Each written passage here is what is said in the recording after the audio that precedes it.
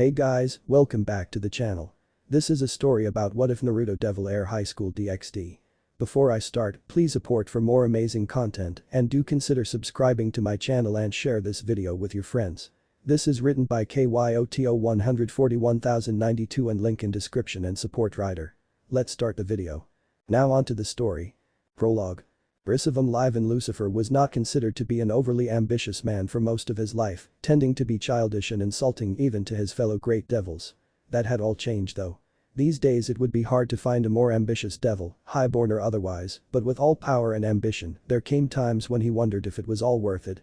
And as you could probably imagine, in a few thousand years, there were many times he thought this. Times when all the work and planning seemed useless and as though the world was crumbling around him. He didn't like it when he felt such fear. Emotions like that were useless to him and only brought scorn from his other conspirators. But surely if they knew what was going on now they would feel the same way. And as it was, all those other times were about to fade into insignificance. Dressed in the Devil Lord equivalent of casual wear, Risavum stored through the majestic halls of his castle. Well, this particular wing of his home was not strictly his. This portion of the Lucifer estate belonged to his cousin. She had living here for the better part of 17 years, ever since she got pregnant. Since then, she had caused a never-ending list of problems, and most of them didn't even have the dubious honor of being easy to deal with. Risavum smoothed a hand though his hair in annoyance. He really wanted to strangle her at the moment. But, unfortunately, he was in no position to do so after all. How was he supposed to strangle someone who could kill him with a flick of her wrist? Yeah, he wasn't planning on making any moves on her, violent or otherwise. Taking a deep breath to steady his nerves, Risavum pushed open the door to her personal chambers and entered, black cloak billowing in his wake. And there she was.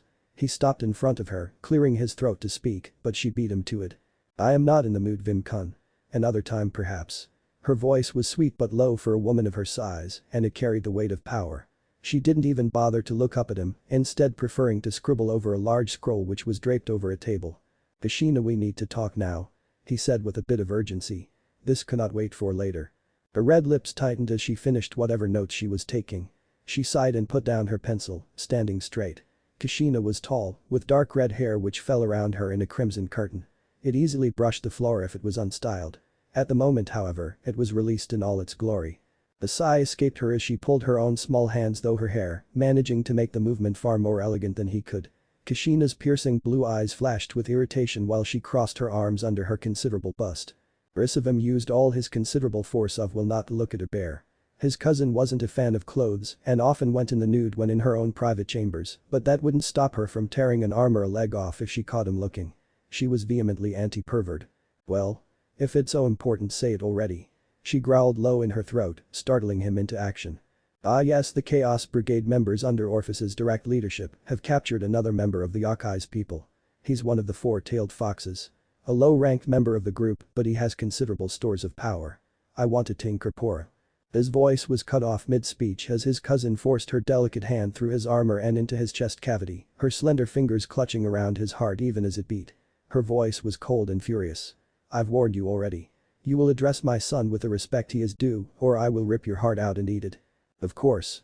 He gasped in agony as she ripped her hand free, splashing bright red blood over her pale skin. She hissed at him, showing razor-sharp fangs. Remember who inherited the power of Lucifer. You are a weak and spoiled child with only a fraction of my strength. Kushina used her devil magic to burn the blood from her skin. It flaked off, leaving her as spotless as before. A second passed as his wound slowly closed over. Her attack was not meant to injure him.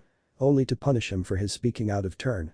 He gasped again as Kushina proceeded to backhand him, sending a loud snap through the room. My son is already powerful enough without your tampering. He doesn't require any more chakra abilities or yokai magic at all for that matter. She spat. Now, unless you are going in to see him, then get out of my sight. You pathetic excuse for a devil lord. Risavum rose to his feet, using one hand to pop his neck back into the proper placement. He was used to this harsh treatment from his cousin by now. It wasn't as if his power wasn't great enough to ignore most damage she dealt. Only her magic could harm him. No amount of physical strength would kill one as strong as he was. I will see the boy then and be gone afterwards. He said hesitantly. Sometimes she wouldn't allow him to see his heir, even when she said he could. After all, she was extremely protective of him. Risavum didn't personally understand how she could be worried for him, the brat was damned near indestructible. His father had seen to that. Kushina snarled at him, but quickly reined in her bloodthirst. Risavum once again reminded himself not to anger her. It was just so hard not to be his usual insulting self. He enjoyed the banter between opponents, but his cousin, along with that whole side of the family, were dangerous to joke with. He didn't even want to think how painful it would be for him if Kushina's son had half as much of a temper. Makes me just that much more glad that he's taking after his father, even if he was a half-breed bastard. Although he seems to be picking up a few bad habits from his godfather. Guess that's unavoidable though, he muttered under his breath as he moved past his cousin, keeping a good distance between them. His mind once again returned to the mystery that was her side of the family. Kushina was what the current Devil Kings referred to as a perfect devil. Someone who not only had unsurpassed power, but also embodied the teachings and views of devil kind. She was almost 6,000 years old, quite a bit younger than him, yes, quite a bit, but her power was also quite beyond his own. It all had something to do with an ancient contract with the original Lucifer. The very first Lucifer had claimed that his power would be passed down through his family, but it would gather unequally among his children. Only those who were found to be worthy would gain a large portion of his power. Thus, even though he could trace his own lineage directly to the founding father of hell, his distant cousin had much more power. In fact, she had almost 10 times as much power as he did. While he calculated that he inherited 3% of his predecessor's power, she took 30%. He wasn't necessarily angry with her over it, despite being a bit jealous. She was just a pure-blood royal like him, just as fit to have it. But it did cause problems. For instance, when she married a half-human, half-vampire hybrid named Minato Namikaze and had a mixed-blood son. Her offspring was half-devil, 1/4 human, and 1/4 vampire. And not just any vampire either. He was from the House of Vosk, a side branch of Valdi family. Risavam knew that the boy was an abomination. As if being half-vampire wasn't bad enough, but to have human blood, it disgusted him. However, he had his uses, and more importantly he had his sacred gear. The mightiest non-Longinus he'd ever encountered. It compared well with even against the strongest of the 13 great artifacts. It was called Demon's Eye, Maelstrom Absorption. He had no delusions about what the boy could do to him, and so he was forced to play nice with him. After all, Naruto had the highest concentration of Lucifer's power ever seen. He was the legitimate heir to the throne, above Surzich's and the rest of his traitorous family. Above even himself. Curse that boy's luck. It's as if heaven itself bestowed its greatest miracle upon him, giving him such power. Risavam closed his eyes. A loud knock at the boy's bedroom door. Then another. Risavam frowned and turned the door handle, entering the large chamber beyond shit. Kushina came running. "What is it?" she demanded. Kushina and Risavam stood in the doorway and looked. Ria's Gremory pinched the bridge of her nose in irritation, mostly because their homeroom teacher was late, and that meant that she was sitting in class, doing nothing, while her peerage's familiars worked to increase the amount of paperwork that weighed down the desk in the Orc Club room. Paperwork which she would have to deal with sooner or later. She couldn't keep putting it off in favor of observing her target. No, she needed to keep up on her own duties, as well as looking out for new members of her peerage. But it was just so boring. Nothing happened here these days, at least nothing to interest the young Gremory heir. At that moment there was a commotion from outside the hall. Students look up to see the teacher walking in. He was a fairly short man, with spiky brown hair, pulled back in a ponytail. He had a long scar over the bridge of his nose. Riaz knew it was from his previous job as a kendo instructor. Something to do with an overzealous student. His name was Iruka, and he was without a doubt the most unassuming teacher she'd ever seen. However, standing next to him was probably the polar opposite of him. Her eyes took in his appearance as Iruka introduced him to the class. "Good morning, everyone. We have a new transfer student today." He was tall, easily 6 feet, with tan skin and golden blonde hair. It was very unruly, as if nothing stood a chance of taming it. He's coming from America of all places. So he might need a bit of time to adjust. I hope you all get along with him.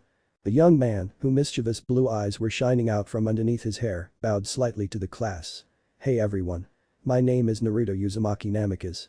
I hope you'll all be willing to be my friends in the near future," he finished on a low note which sent shivers up several spines. His voice was rich and purring like nothing they'd heard before.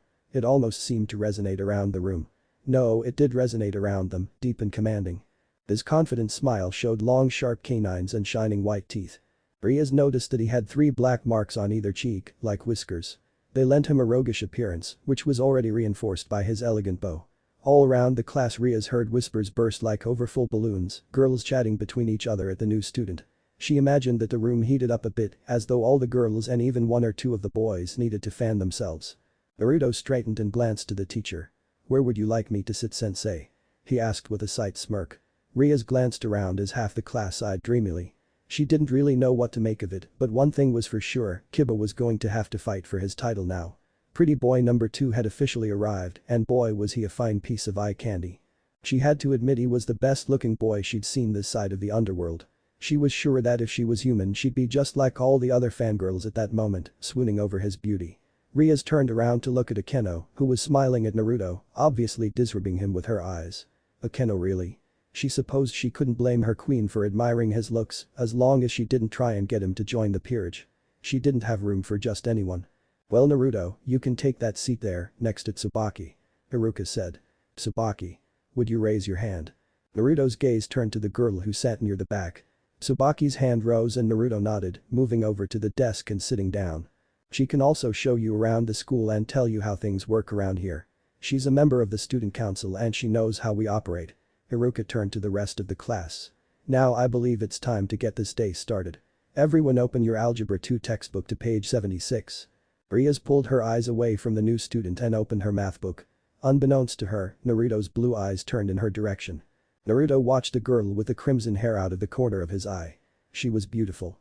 He'd never seen many girls before, even though his godfather had been very informative on the subject.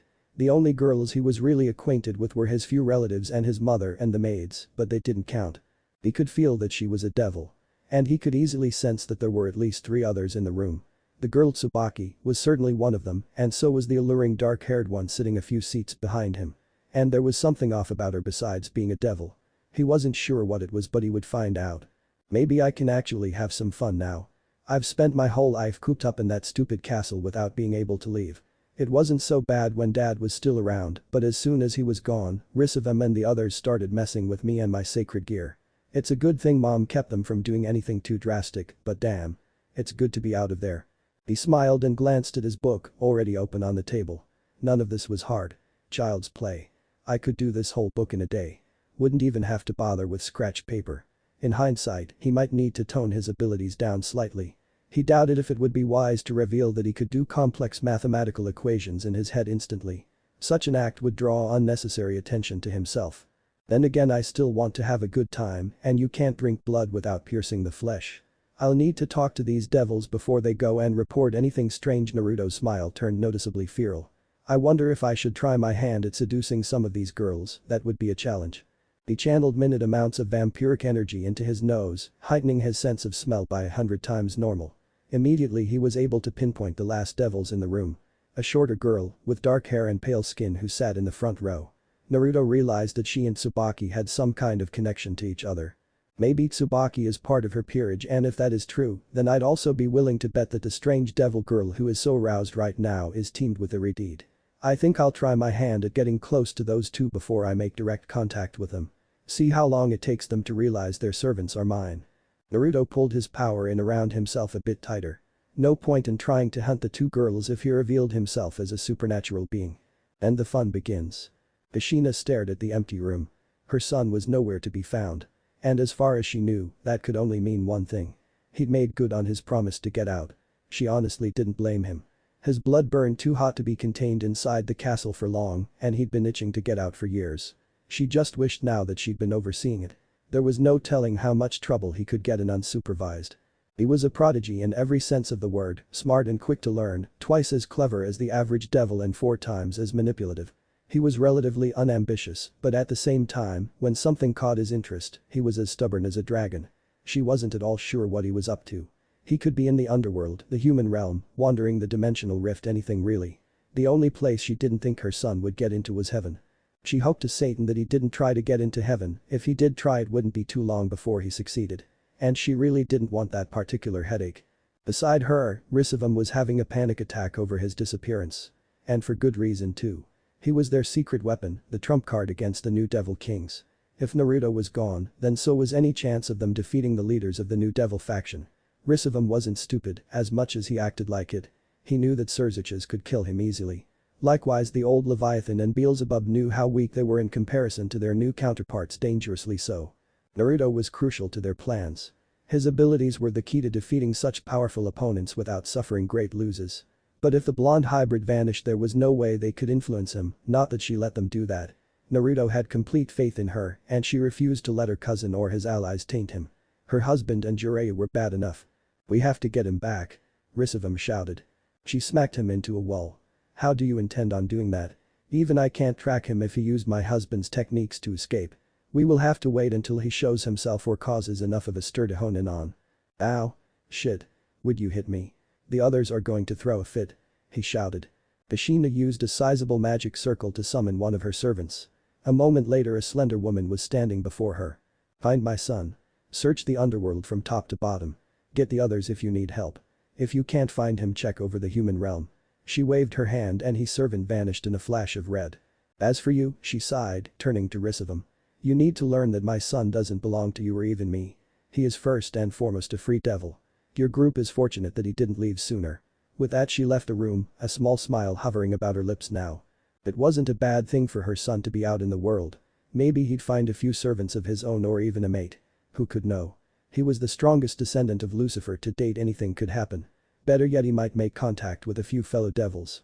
If he allied himself with the new devil faction, then she would at last be able to reconcile with Ajuka and Surziches. Ashina blocked out the annoying rants of her cousin. She really would kill him one day if he didn't get killed by someone else sooner. Naruto smirked. Watching the members of the orc go about their daily business was interesting. They were obviously devils, as he'd already found out, but it seemed like they were all part of the same peerage. And that of course meant that the other girls were from a second one. It was curious, seeing how devils were very territorial normally. To have two different peerages of two separate high-class devils in the same school was well curious. He didn't know how they got along. He rarely found any common ground with other devils. His mother obviously didn't count and neither did his godfather. He despised Rissavam and his cronies' cohorts, whatever they were. So to see almost a dozen devils interacting in a peaceful manner without conflict was simply amazing. Rissavam never got through a conversation without breaking something or someone. His mother didn't either for that matter. But other than that, he was content. It wasn't boring here like it was at home. Here there was a flurry of activity. Everyone neatly organized and studious. It reminded him of the video games he used to play. The cool strategy ones his dad gave him when he was little. Everything could be micromanaged with only a little effort on his part. He found to his surprise that his uncle's archenemy was rather popular here. Seeing how the head of the orc club was Ria's Gremory and that made her the sister of Surziches, who was about Rissavam's least favorite person other than him. And on the other side of the school was Sona Citri, who was the little sister to Seraphol Leviathan. Now that had been icing on the cake. If he could make friends with these two powerful peerages, well, not very powerful by his standards, then he could get back as the stupid Chaos Brigade and all the idiots who hated him. Rissavam, his fellow old farts, the old devil faction, and the rest of the stuck-up arrogant bastards who thought he was some tool. They would all be having heart attacks at the moment. And when he allied himself with their enemy's sisters, show them who the boss is. He'd even enjoy it. Getting close to the two peerages would be entertaining and challenging, at least he hoped so. Well, he figured he wouldn't be bored for a while. He wished that the devils would at least make it hard for him. He always loved to worm his way into the middle of things. A little disorder never hurt anyone. Naruto scratched at the small of his back. He was getting a bit uncomfortable in the tree he was hiding in. So that meant it was time to make some mischief. Sona grumbled to herself about a certain, soon-to-be pawn, who was being a royal pain in her ass. Saji was just so immature. And he was a closet pervert. If it wasn't for his honor, there would be a perverted quartet instead of a trio. And she'd still have to deal with his eccentricities. Behind her, Tsubaki walked at attention. Her queen had just finished showing the new student around the school and explaining how everything worked. He'd taken it all in and then been gone like smoke on the breeze. Tsubaki gave her the impression that this was a rather impressive feat. Vanishing out from under a devil's nose was no small feat for a human, but it matched his personality. From what Tsubaki said, Naruto was a free-spirited, fun-loving person who was driven by his own wants and desires. He was intelligent and, if Tsubaki's hunch was correct, powerful. Her queen hadn't been able to pinpoint it, but she claimed that something was different about the new student. Sona was inclined to agree. Naruto was certainly an odd individual. She would be watching him very closely. After all, she still had a lot of room in her peerage. Ria's wasn't the only one who needed members. Sona reached the door to the student council room and opened it. She stepped through and screamed as freezing cold water drenched her. Then she was bopped upside the head as a plastic bucket bounced off her. She stood there, completely frozen for several moments, unable to comprehend what had happened. President?" Tsubaki asked hesitantly. "Find him," Sona growled. "Find whoever the hell set this up. I want him hogtied on my desk inside the hour." "Yes, President." Tsubaki entered the room, looking for clues. At the same time, Sona closed the door with a loud snap. Then she created a magic circle above herself and used it to instantly dry her clothes. When that was done, she joined her queen in the search for evidence.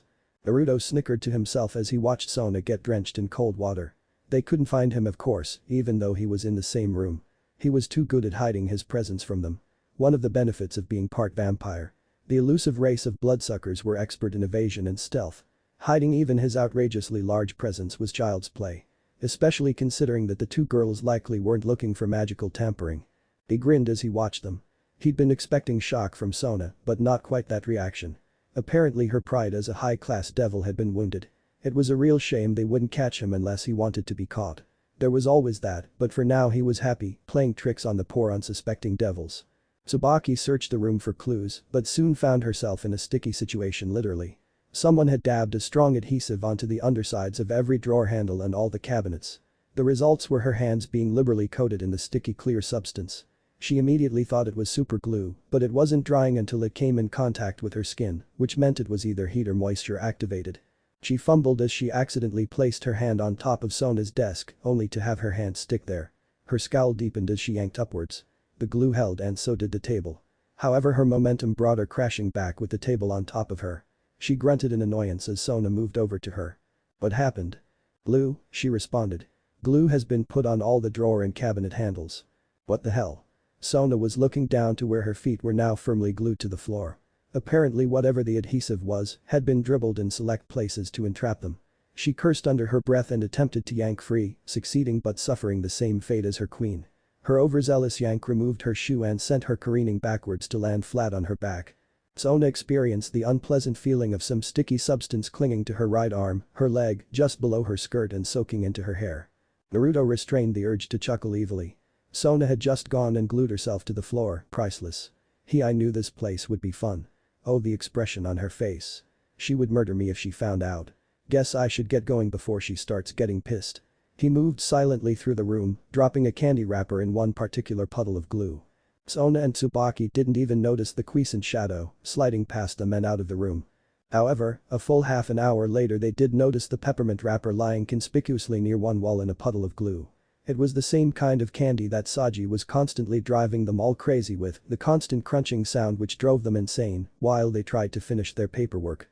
The same kind of candy that had been banned due to this annoyance. Sona and Tsubaki, to put it lightly, were livid. There was a commotion in the halls near the second-year locker rooms. Kiba, night of Ria's peerage, had found himself mobbed by 7 different girls. At first he'd been confused. This confusion had quickly turned into abject horror. All of them, 2 first years, a second year, and 4 third years had letters addressed to them from him. "Oh hell. Kiba, is it true that you've been watching me practice at track? Did you really mean what you said about wearing tighter clothes? Kiba-kun. You actually like magic girls too. Can you go to the magic girl con next week? Are you sure you only want red panties for your art project? I have plenty of other colors. Did you actually ask me out on a date? Oh no no no no no no. Not this, what is happening? I've never even said hello to half of you." His thoughts ran wild. He must have been pranked. This was all some elaborate setup. These girls never got the letters from him. They must be faking to get revenge for ignoring all the girls in class. Frantically he went about on damage control, but the odds were against him. And that's when he looked up and saw a blonde girl with long pigtails running up to him, her shirt scandalously short and her bust barely contained in a too tight top. She skipped along until she was right next to him, crowding out the other girls. "Kiba-kun." She shouted and leaped at him, wrapping her slender yet extremely strong arms around him. He found himself hugged in an iron grip as the girl panted a kiss on his lips and said, "Don't forget about coming over to my place later." Then she was off again, skipping down the hall and out of sight. Still reeling from the kiss, he looked back to the 7 girls and an old American song about 7 women, and stoning came to mind. He recoiled away from the sheer volume of killing intent that suddenly filled the school hallway. He coughed, that wasn't what it looked like. "Really? Are we supposed to believe that? Do you think I'm stupid? I call bullshit. I think the pretty boy is getting too big for his britches. Yeah, me too. I think he needs a little help so he doesn't forget about his girlfriend." Kiba turned even as the girls lunged. Too slow. Must escape.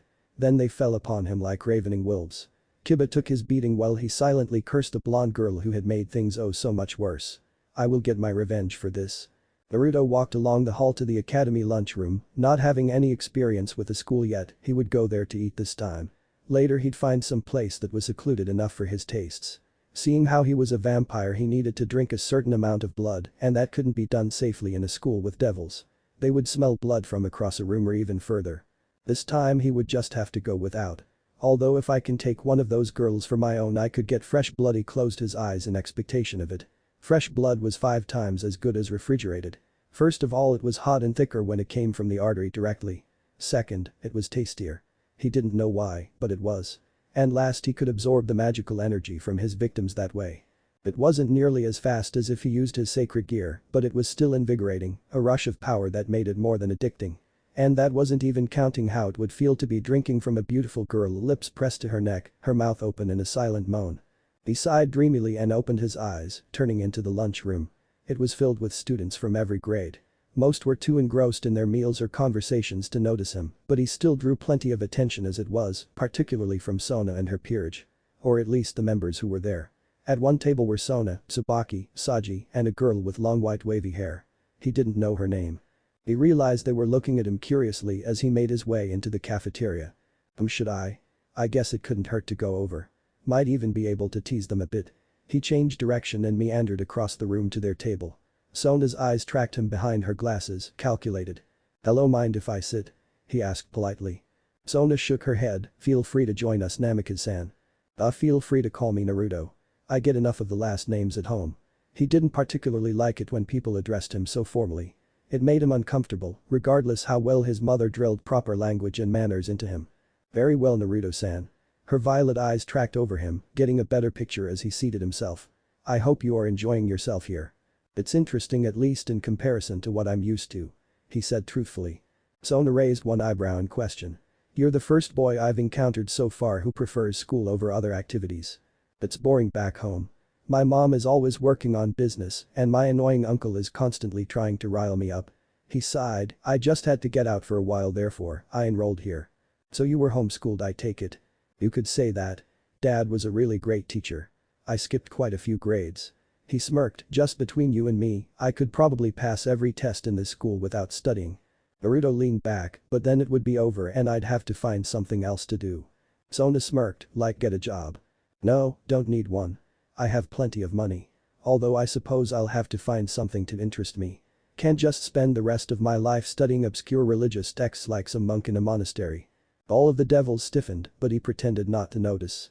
"Anyway, since I'm new to this town, I was wondering if you knew anything fun to do. Besides studying obscure religious texts." Sona clarified. "Exactly." Naruto grinned and almost immediately realized it was the wrong thing to do. His fangs were still extremely long in comparison to most people, and devils were nothing if not observant. "Wow, look at those implants." This was Saji, staring wide-eyed at his fangs. Naruto snapped his mouth shut and chuckled uneasily. "Sorry about that. It's just I'm not used to being around other kids my age.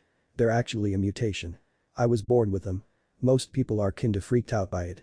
He scratched the back of his head nervously. He was a good liar, excellent actually. Just not with devils. "That's interesting," Sona muttered. "Must be hard to eat with those in the way." "I know it sucks." Sona blinked, Tsubaki gaped at him, and Saji laughed out loud. Naruto grinned again, realizing he'd made an inadvertent vampire joke. He wondered if it would make them more suspicious or help defuse the situation. Naruto hoped for the latter as Sona was eyeing him with some suspicion. "She acts like she's onto me, but she might just be trying to be extra cautious. And she'd probably still tense after the prank I pulled." Naruto glanced at Saji, who didn't look the worse for wear, despite the incriminating evidence he'd left for them to wonder just how much punishment you had to take on a regular basis to act normal afterwards. Or maybe they haven't decided to pass judgment on him yet. "Makes me wonder." Naruto opened his lunch and pulled out an apple. It was bright red and shiny. A thought invaded his mind. Devils and an apple, the forbidden fruit. "I wonder if I should make things interesting and make sure I always have an apple on me, no matter how ridiculous the situation it is, then I can keep a constant stream of bad vampire puns, mixed with references to old religious books, that would help me develop a school persona." He eyed Sona as he bit into the apple with an audible crunch. She frowned and he grinned, chewing slowly. "This is going to be a fun year." Rainer walked along the street, searching for her target. It wouldn't be too long. She would find him no problem. And then he would act all sweet and nice and innocent. She would ask him out and he'd be shocked. The pervert wouldn't even hesitate. He'd say yes. Then she would let him take her out, then she'd kill him. It was all planned out in her mind. Her boss had given her some discretion on how to kill the sacred gear user. The only points that were universal were the need for a corpse and for that corpse to be a Seihyodo's. She sighed, don't really understand why I'm wasting my time on a weak human who hasn't even manifested his sacred gear yet. What's the deal with that? I could be looking for that nun right now, but no, I'm on hunting duty. And he's not even a devil. She grumbled to herself as she turned the corner onto the overpass where Issei should have been. He always took the same route going home, and he usually stopped to look out over the bridge for a bit before going on. It would be the perfect Portu. Rainer felt herself dragged backwards and upwards. She struggled to rein in the urge to thrust a light spear behind her. She was a human, not a fallen angel. If she let it slip, what she might as well sign her own death certificate. There were too many devils in the area to risk revealing what she really was. Letting herself give a short cry, she struggled weakly to escape. It would still feel like the most lively human girl in the world, but whatever had her wasn't human. She could feel that much. It probably wouldn't realize that she was too strong to be human herself. Then she realized something strange. The world around her seemed to be blurring, disappearing or contorting. Rainer twisted and fell to her butt on a smooth surface. She was no longer on a street corner. Now she was sitting in a medium-sized room. Her violet eyes took in the surroundings. It looked like the typical hotel room. A few dressers, a chest and a bed. Plus a door that presumably led to the bathroom. She saw no trace of another being there. What the hell? Where am I? You're being pretty clam, aren't you? I mean, I just bent the fabric of reality to bring you here, and you ask that? I was expecting frantic pleading for your life or something. Rainer froze. The voice came from behind her. It was deep and strong and sensual in a purring sort of way. She whipped around. Sitting behind her with his back against the wall was a young man. He looked about her own age, but he was blonde with tanned skin and deep sapphire eyes. Her cheeks turned pink as she took in his form. He was devilishly handsome. Right down to the black marks running back towards his strong jaw. The slitted pupils in his eyes were a dead giveaway to somewhat less than human heritage, and not to mention the fangs which poked out from his top lip. The burst of warmth lit a fire in her chest. She instinctively wanted to keep it together. Now isn't the time to give in to my stupid urges. Who is this guy and what does he want with me? Does he know what I am? Rainer cursed the fact that her patron's sin was lust. She was always weak to handsome men, and now was not the time to get hot under the collar. This guy was almost certainly a devil and would likely kill her if he even suspected what she was. After all, this was a devil-owned town, and Fallen weren't welcome without permission. Pro, got your tongue, Fallen. She winced. He knew. I don't know what you're talking about. Blue eyes regarded her coolly, sending a shiver down her spine. Now there isn't any point in trying to lie to me. I followed you, you know. When I smelled you just after lunch, I decided to follow you. I didn't know what a Fallen was doing here, since this is like the most devil-influenced town in the country which is still human-owned. I figured you were going to do something unpleasant to that poor kid, so I grabbed you. He grinned, showing off his long fangs. Besides, I'm still thirsty and I've never tried Fallen before. Rainer gritted her teeth. The way he said that just made her body tingle. When did I get so weak? Or is he just strong enough to make me react to him? And if he is that strong, how did I not notice him? Anyone that strong would stick out like a sore thumb. I don't even remember seeing this guy before. Confused Fallen-chan? He asked lazily. Who are you? Oh, now that there is what I like to call confidential information, you know. I could tell you, but then I'd have to find some way to prevent you spilling the beans. His grin widened as if in anticipation of silencing her permanently regardless. You mean killing me? She stated bluntly. Well, if you insist I need to kill you to keep something secret, then you must be one of those songbirds. What did my mom call Fallen who couldn't keep themselves from repeating everything that someone else told them? Oh. I think she called them parrots. He shrugged dismissively. Other than being a devil, there really isn't much you can really say about me, so I have no reason to kill you. Light glinted on his pearly white fangs as he continued, unless you give me a reason. Rainer shifted backwards a bit, needing to put more space between them. If her lust got the better of her, she would be in a very difficult situation. She didn't like devils, but she wasn't at all sure she could resist if he tried something on her. I have a job to do. If I don't get it done, I'm dead. But this devil might just kill me here. I have no way of knowing if he intends on killing me once he has whatever he wants. I'm serious about not killing you. In case you were still wondering. But there is something I wanted from you. Did he just read my mind? He leaned forward and smiled. I know you're probably freaked out right now, but if you give me a few things I want, you can go free as a bird. Just make sure you don't squawk and we'll do fine. What do you want? She asked hesitantly. Oh well. A few things. First, I wanted to know what you Fallen are doing here in Kuo Town. Mainly because there are a few people looking for me, and if you cause a big stir here, I'm going to have to beat a hasty retreat. Second, I want you to stop trying to kill people. Especially students at a school that I attend. That will cause enough problems on its own, but I'm pretty sure that the devils in the school are keeping an eye on your target." Rainer went pale as he continued. "The last thing I needed, well, let's not bother talking about it since you're not leaving this room till I get it." A fiendish smirk crossed his lips as he lunged forward. She tried to move out of the way, but it didn't do any good. He was on top of her in a flash. His powerful muscles held her to the floor like iron manacles. Damn. He was strong. She struggled to break free, but it didn't do any good. He was holding her effortlessly, still smirking down at her. "Come on, Fulin-chan. It'll feel better if you just relax." His face dipped down, nearing her neck.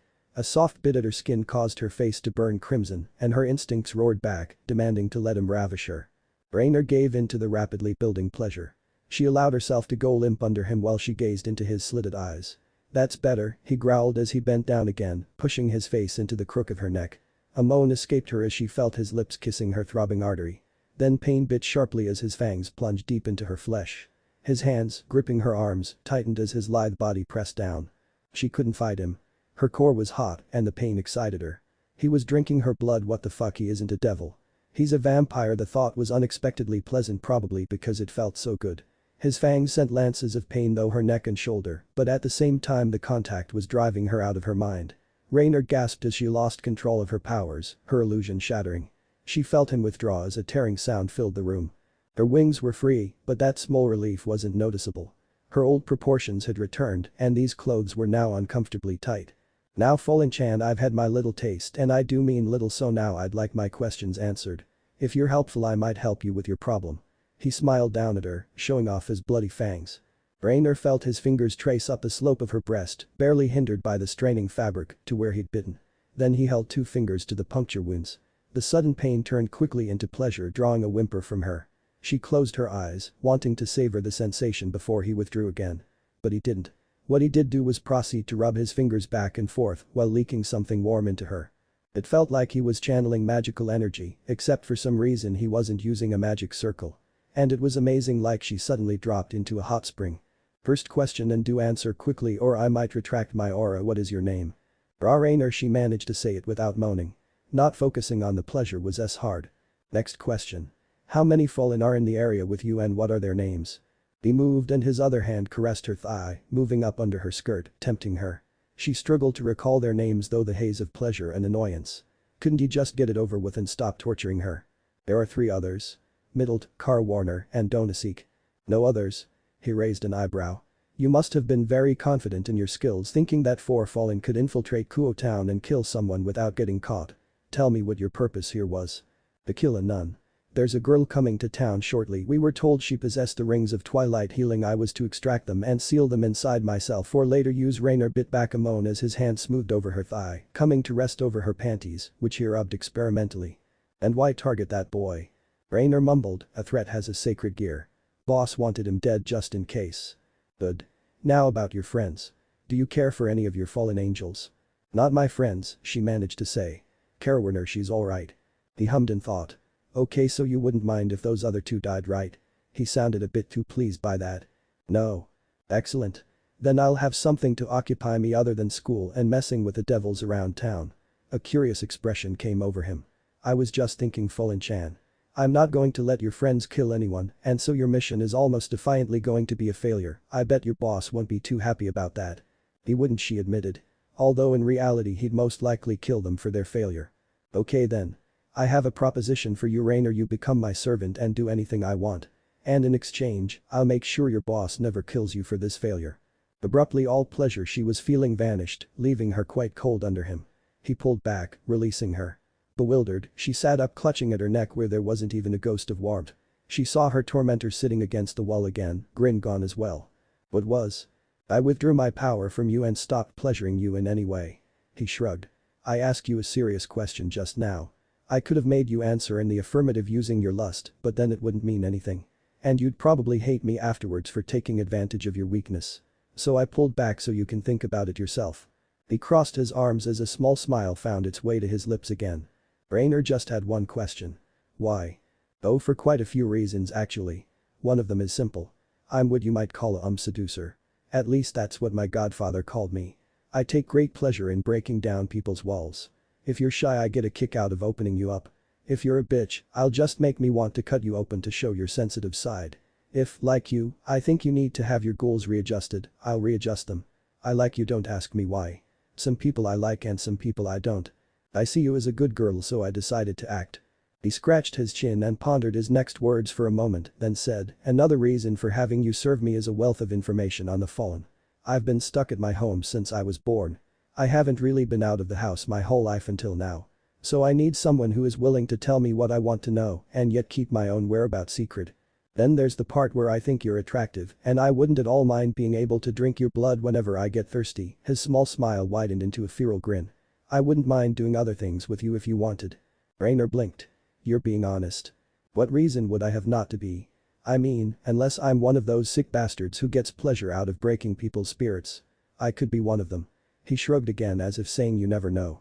She frowned. She knew that it was entirely possible. Her boss was actually just that kind of man. But was this guy one of them? He'd practically kidnapped her right before she was about to talk to her target. So he obviously had some concern for him or was telling the truth about not wanting attention drawn to him or the town in which he was living. She supposed that he might be allied with the devils here and this was her interrogation before he handed her over to them. This might be his way of offering her a safe way out. That was of course assuming that he and the devils were working together. There was also the possibility that he just wanted to get her under his control for a steady supply of blood. She knew a vampire who worked for the Grigorous. He was a foul-mouthed little bloodsucker, but he certainly could give her a run for her money.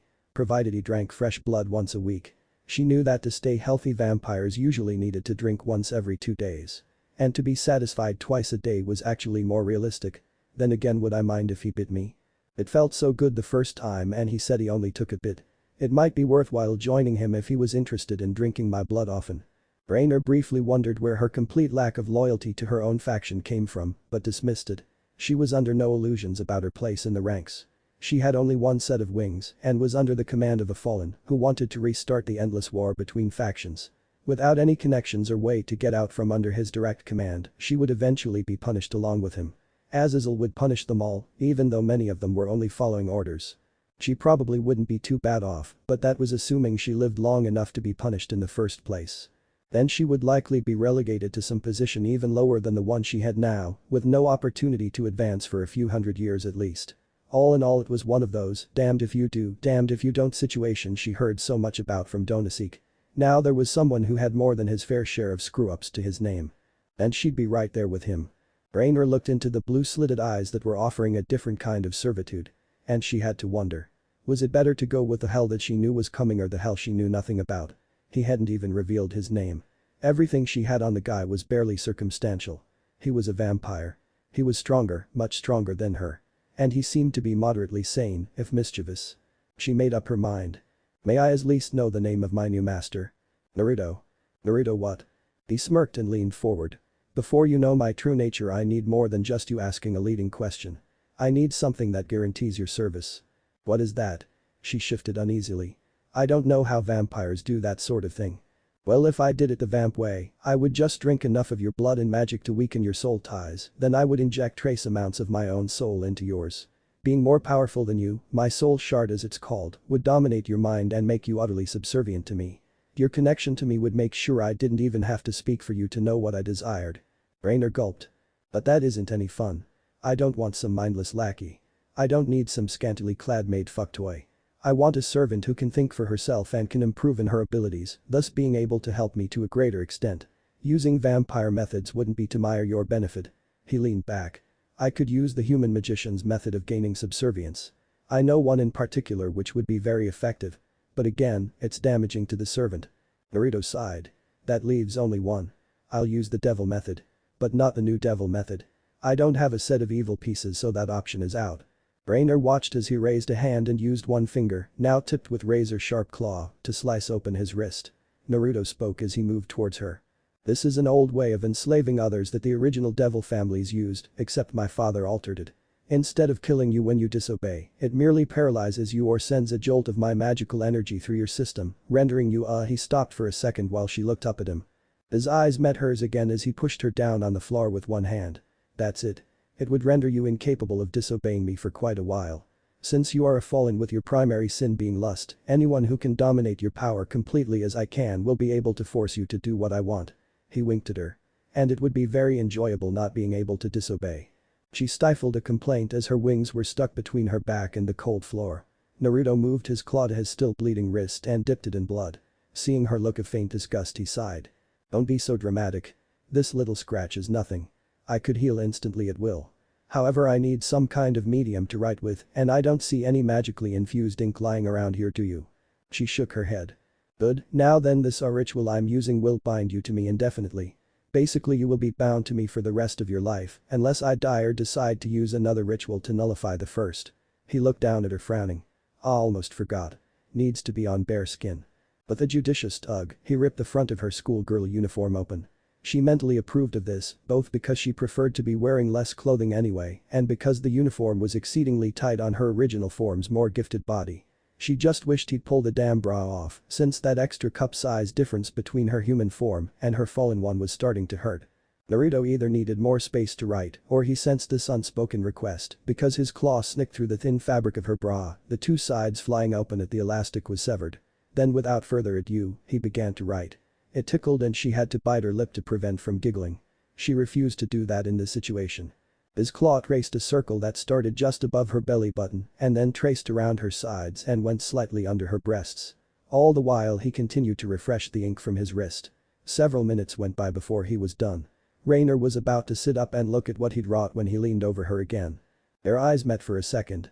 This is either going to feel like the best orgasm of your life or it's going to feel like being ripped apart by an angry fire elemental. He said calmly. But it's necessary, so on the off chance it's the latter, Naruto kissed her on the lips, earning a short whimper from her as her fallen instincts once again prompted her to demand further action. However, as she tried to push up to return the kiss, she found herself quite literally paralyzed. I used a bit of vampire magic to freeze you. That way you don't interrupt the ritual when it starts, you know, screaming or thrashing, the usual stuff. He tilted his head to the side, smiling warmly. Now this is going to hurt a little. Naruto leaned down once more and whispered in her ear. I'm using yokai energy called chakra to complete the seal. Don't ask me why, since I don't know, but it requires that I bite you for some reason. She attempted to settle herself, imagining that it would hurt many times worse than the bite he'd inflicted earlier, but when she felt his teeth sinking into her, all she felt was a massive burst of some energy. Not Fallen or devil or even vampire. It poured through her, seeming to pool in her stomach. That's where he was writing. What is going on? Rainer cried out as white fire erupted from every cell in her body, and she realized that Naruto's analogy was perfectly accurate. Being torn apart by fire elementals just about summed it up. She screamed even as she was unable to move. She screamed herself hoarse as lines of liquid fire spread and shifted over her skin, interlocking and searing themselves into her. It seemed to go on forever until it quite suddenly bit off like a badly tuned piano being hit with a sledgehammer. At the same time, whatever paralyzation spell Naruto had placed on her wore off and he quickly pulled back. She gasped, taking in a huge breath and using it to let out one last scream as her tenderized nerves recovered. Then she just lay there, waiting. You okay? Do I fucking look okay? Well. Rainer threw herself into a sitting position, lining up her fist to knock his face in, but quickly rethought the action as a wave of pure ecstasy overwhelmed her. She fell back with a muffled moan. And that would be the yokai energy kicking in. Any time to try to do something to consciously hurt me, directly or indirectly, the seal will activate and flood your body with yokai energy. Now for someone like me who has the ability to absorb any kind of energy from just about anything, there isn't much I don't know about the weaknesses of the different factions. He held up a hand within view, counting off each finger. 1. Angels are weak against vampires and certain devils. 2. Most devils are weak against angels and some fallen. 3. Vampires are weak against devils. 4. Yokai are weak against angels. 5. Fallen are weak against yokai. He smirked. Oh, and all of them are weak against dragons. When yokai energy interacts with the nervous system and fallen angels, it causes the signals to get mixed up. Depending on how it's used, it can cause immense pain or debilitating pleasure. It also widely depends on the kind of yokai and by extension the kind of chakra they use. I can purify yokai into a yin and yang chakra, which can then be used in jutsu. Naruto gestured to himself.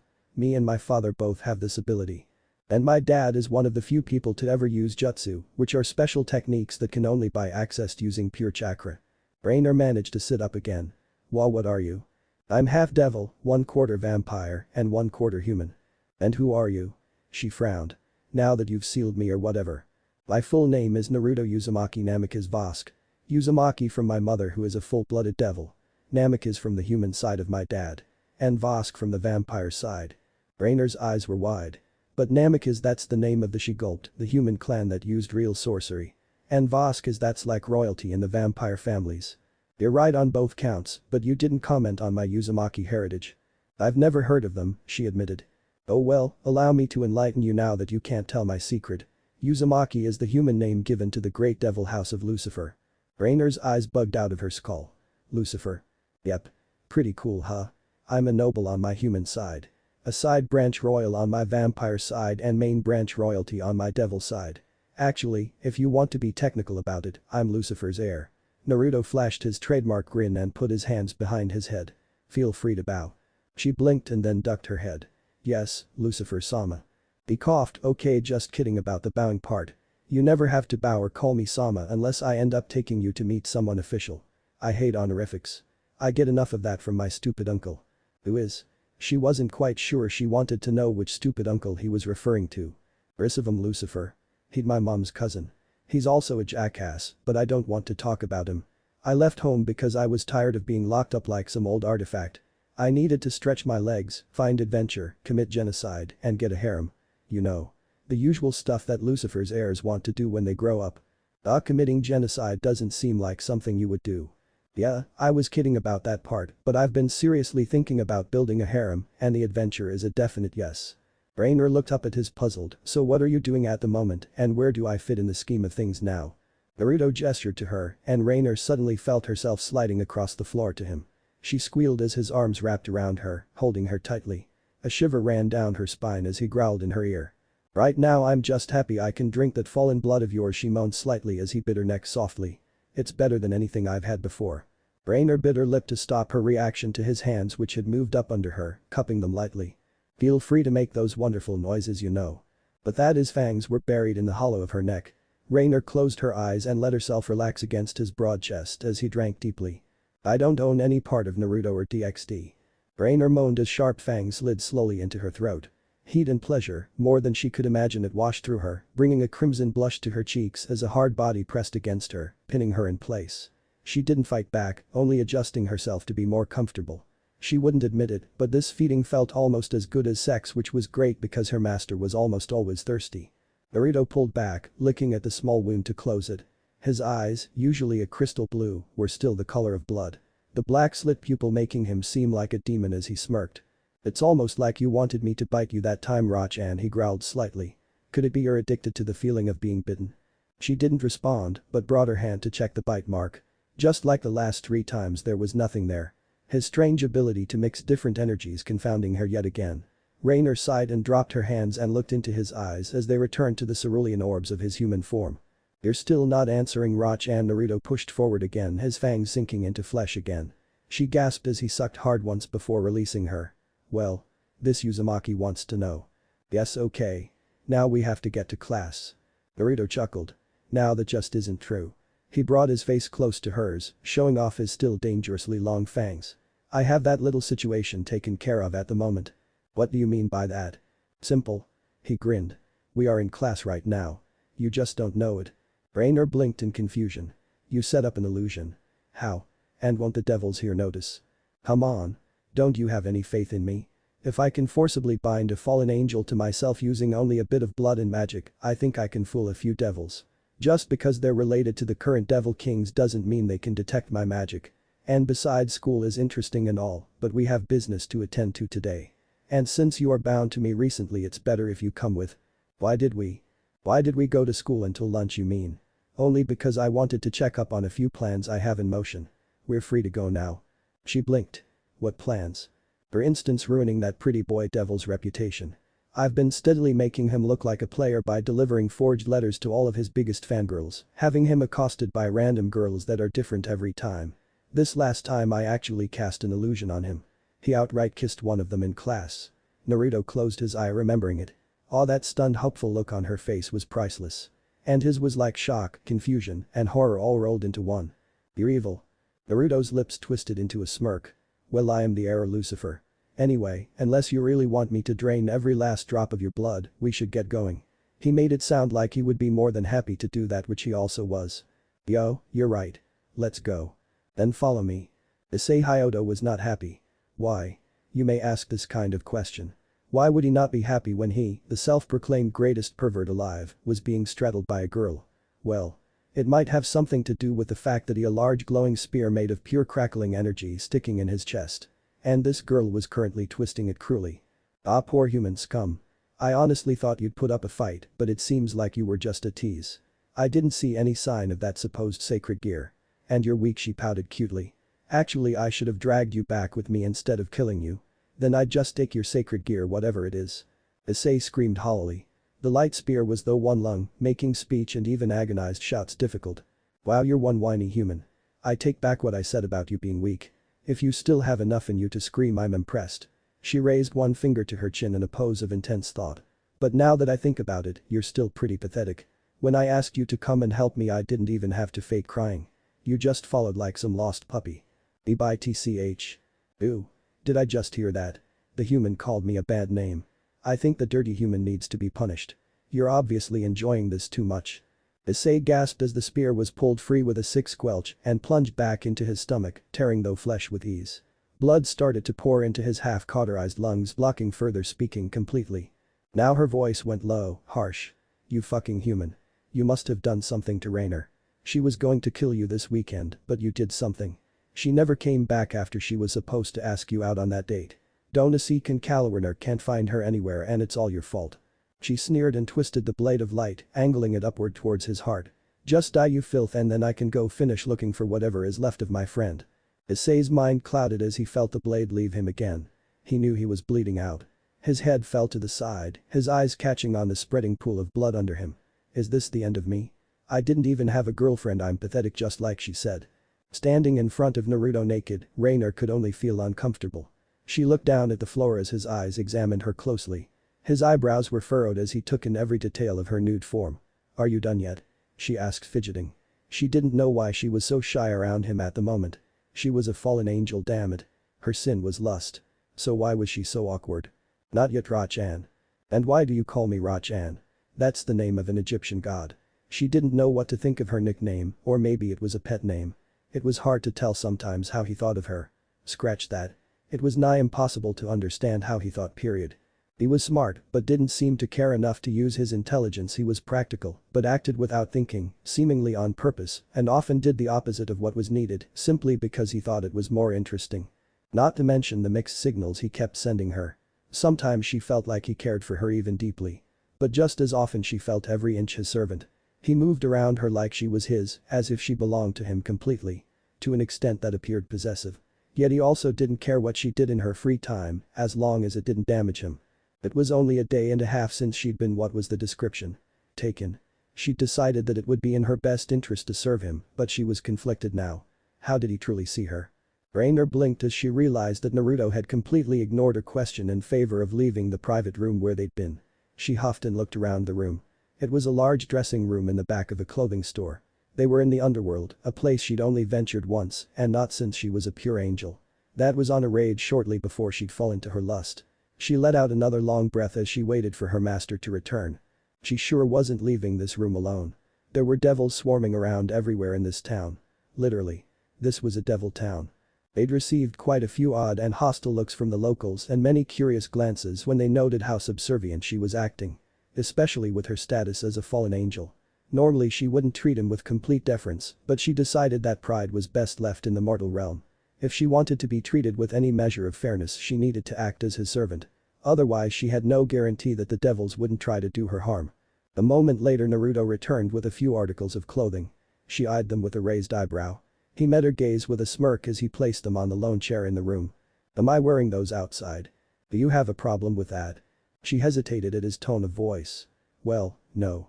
But I didn't think we were coming here so you could show me off in expensive lingerie. And you'd be right. 2 of those are for home. The other one needs to be altered slightly before you wear it. He moved forward and grabbed her hand, pulling her into him. She attempted to rein in her instincts, but he had to go and bite at the nape of her neck, not piercing the skin, but sending a jolt of pleasure down her spine. Naruto growled. Do you have any idea how much I enjoy the fact that your regen factor prevents you from dying of blood loss? It's like a vampire's dream come true. He stroked at her as his lips brushed her skin again. Just seeing you naked makes me very thirsty, you know. She went still as his mouth closed over skin and he bit deeply. Raynor strangled her moan before it could leap out of her mouth. What was he thinking? Doing this here was just asking for it. But he didn't seem to care and she was having a hard time resisting him or her own impulses. While Naruto drank greedily, she slowly lost the strength in her legs. Raynor almost collapsed as he withdrew minutes later. "Damn, you taste good." He closed his eyes and leaned his head on hers. "All the stupid years drinking blood packs when I could have had fresh blood. You almost sound annoyed."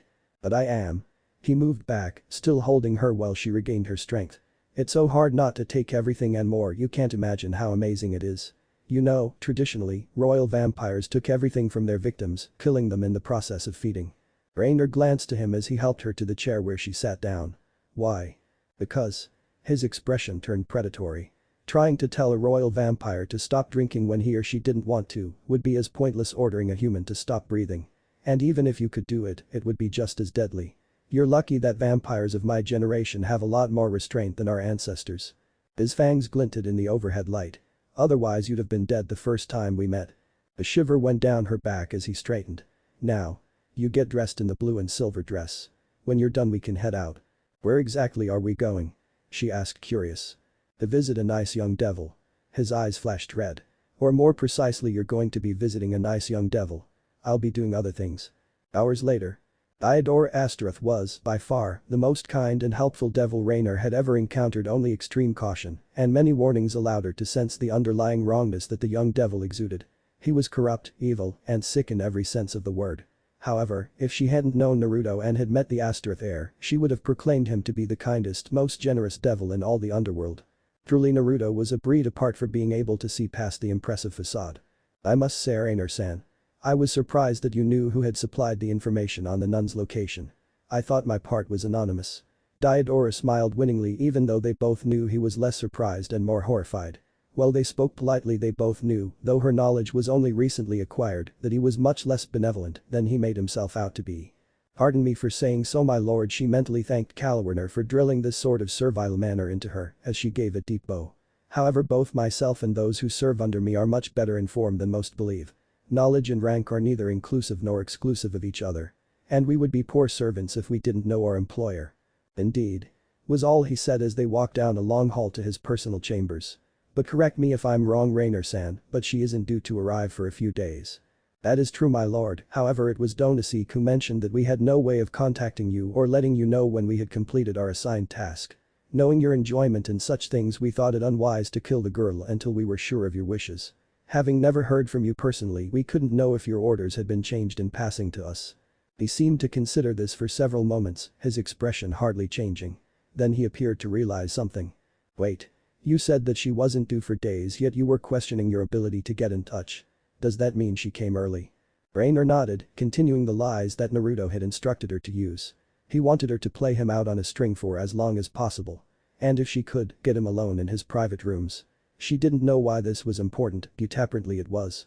Diodora looked excited at this change in plans as he continued to look at the floor in front of them as they walked. Both of them were almost to the large double doors that stood between them and his rooms by the time he looked up. "Tell me, what is she like?" Raynor blinked and looked away as if thinking. That was one thing Naruto didn't know and therefore couldn't coach her on. However, she had been in Angle once and knew her fair share about nuns. "She is very reserved and calm. Innocent to a fault. She wouldn't know evil if it bit her. And she's quite devoted." "Really?" A barely disguised and highly unpleasant chuckle escaped him before he regained his composure. "Yes, that is quite excellent. I will enjoy this even more than I anticipated. Has she kept her long hair?" The question wasn't probing. Raynor guessed that he was far too caught up in his perverted fantasies to care about discretion. She answered in what she thought would be the most desirable fashion. Naruto commanded that the devil be kept in good spirits, and so she would tell him whatever she thought he wanted to hear. It's nearly to her rear at this point. And still blonde. She hasn't dyed her hair. The crazed look had entered his eye, making her shift uncomfortably as the double doors opened in front of them. Raynor was struggling to rein in her distaste at this point. The young devil was drooling. She gagged inwardly, thinking, he's disgusting. I'd rather bathe in shit than let this twisted man touch me. As blonde as spun gold, my lord. His eyes snapped to the side. Perfect, not that I mind darker hair, but only two of my girls are blonde, you must understand. And none have such beautiful hair as she. As a matter of fact, yours is very nice. Diodora's eyes acquired a gleam that made her skin crawl. Since you are serving me, why don't you help your master? My servants are all off on assignments at the moment. Usually I would keep at least one of them back for entertainment, but alas, duties precede pleasure. She was unable to repress her frown at his crude and thinly veiled request. Naruto hadn't mentioned anything about this. She suspected that he wouldn't have sent her in alone if he knew the Astaroth heir would try to come on to her. And that made for problems. He was a high devil, as young as he was, and he wouldn't take kindly to being denied. Unless he has proper incentive to keep his hands off me. He isn't stupid. The fact that he came up with this plan in the first place proves that he has at least some intelligence. I must apologize, my lord. She flicked her eyes to the side as she bowed deeply. She was in his room, just as Naruto wanted. What now, Naruto-sama? Reiner straightened and spoke coolly, hoping he would buy her excuse. I must decline your offer. You see, I am working for your lordship, however I belong to another. My body is his only. She bowed again, somewhat stiffly as he frowned. The devil. How unfortunate. I could show you such a good time. Surely he isn't someone too important. But he is. 1,000 apologies, but he is above yourself in rank. It was true. Naruto was the heir of Lucifer and therefore above even the 4 devil kings in rank, so she felt it was quite safe to say he was above the devil standing before her. That's highly unlikely. You know who I am. I am the heir of the Astaroth house. Unless you serve ahead of one of the devil houses, I don't see how you could. Reiner noted that he sounded highly miffed, if uneasy. Ah, but you see, she does serve someone higher than you. And technically I am the head of a devil house. Both Reiner and Diodora snapped their heads in the direction of the voice, only to see Naruto. He was standing in the open door to Diodora's private rooms. With a bang, both doors slammed shut and the magical sealing array activated, locking all of them inside. Naruto smirked as he stepped forward, keeping his eyes locked on his fellow devil. Well now, Dio-san. You must be feeling a bit puzzled right now. Naruto chuckled darkly as Diodora stepped backwards. You're the one that they wanted to absorb the energy from that girl. You're Rizavum's nephew. What are you doing here? Naruto paused and struck a thinker's pose. Allow me to enlighten you, Diodora. I am here to kill you. Do try not to run.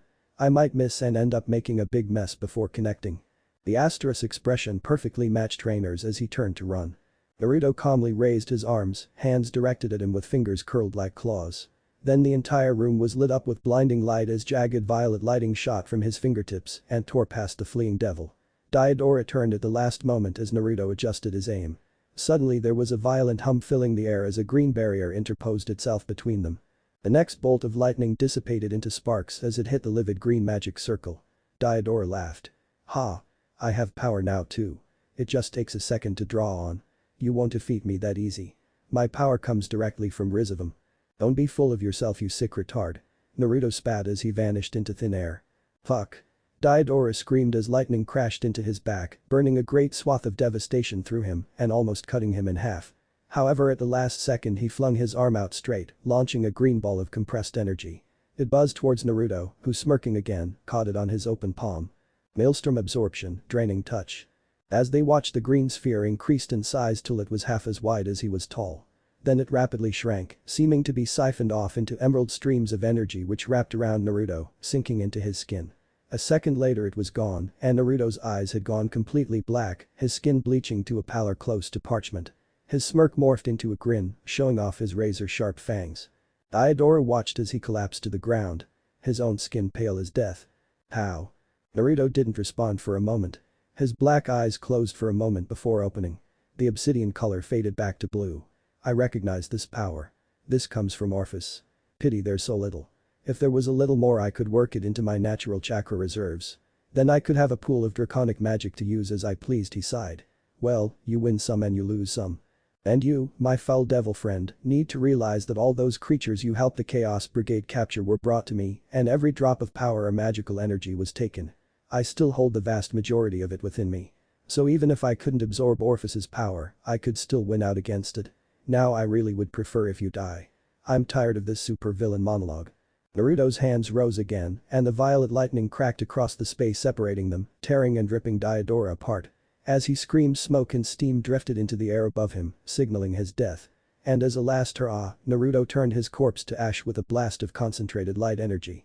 Reiner watched in silence as the devil heir to the Astaroth family was reduced to dust, and his killer smiled at the murder he'd committed. Well, that was easy. And here I thought he might actually try to use his own magic. I guess he was just too weak without the help. He shrugged as if it was slightly disappointing, but not damaging. Anyway, we need to go before someone shows up. So much holy energy being thrown around will not go unnoticed. Besides, our absence at school will be noted soon. What? How? Why? Rainer shouted, only to find herself being pulled into a tight embrace. Then quite suddenly everything went black. Before she could so much as blink, she found herself standing with Naruto in the school equipment storage room. She looked around as Naruto sniffed appreciatively at her neck. He muttered something along the lines of, "I'll never get tired of this scent," and at last pulled away. "How are we feeling, Ra-chan?" She spluttered, You killed a high devil in his own home. Are you insane? And you had me there. Someone is going to recognize what happened." "No, they won't." He smoothed a hand over her bare shoulder, comforting her. "Listen. Everything I do for a reason.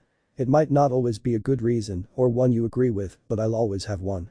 Naruto's head tilted to the side as if rethinking that statement. "Then again, I sometimes do things for no reason for a reason. So depending on how you look at it, everything I do could be considered perfectly random." He shook his head. "Anyway, the point is this. His death and the way he died served several purposes that benefit the both of us." "What purposes?" "Explain."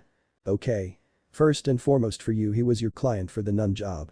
It was his actions which led to you coming here and becoming involved in recent events. He was the root cause of this entire situation, excluding my involvement."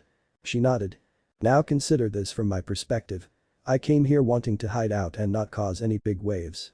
The risk of being found out was too high if I made a commotion, and I can't reveal myself until I have some allies.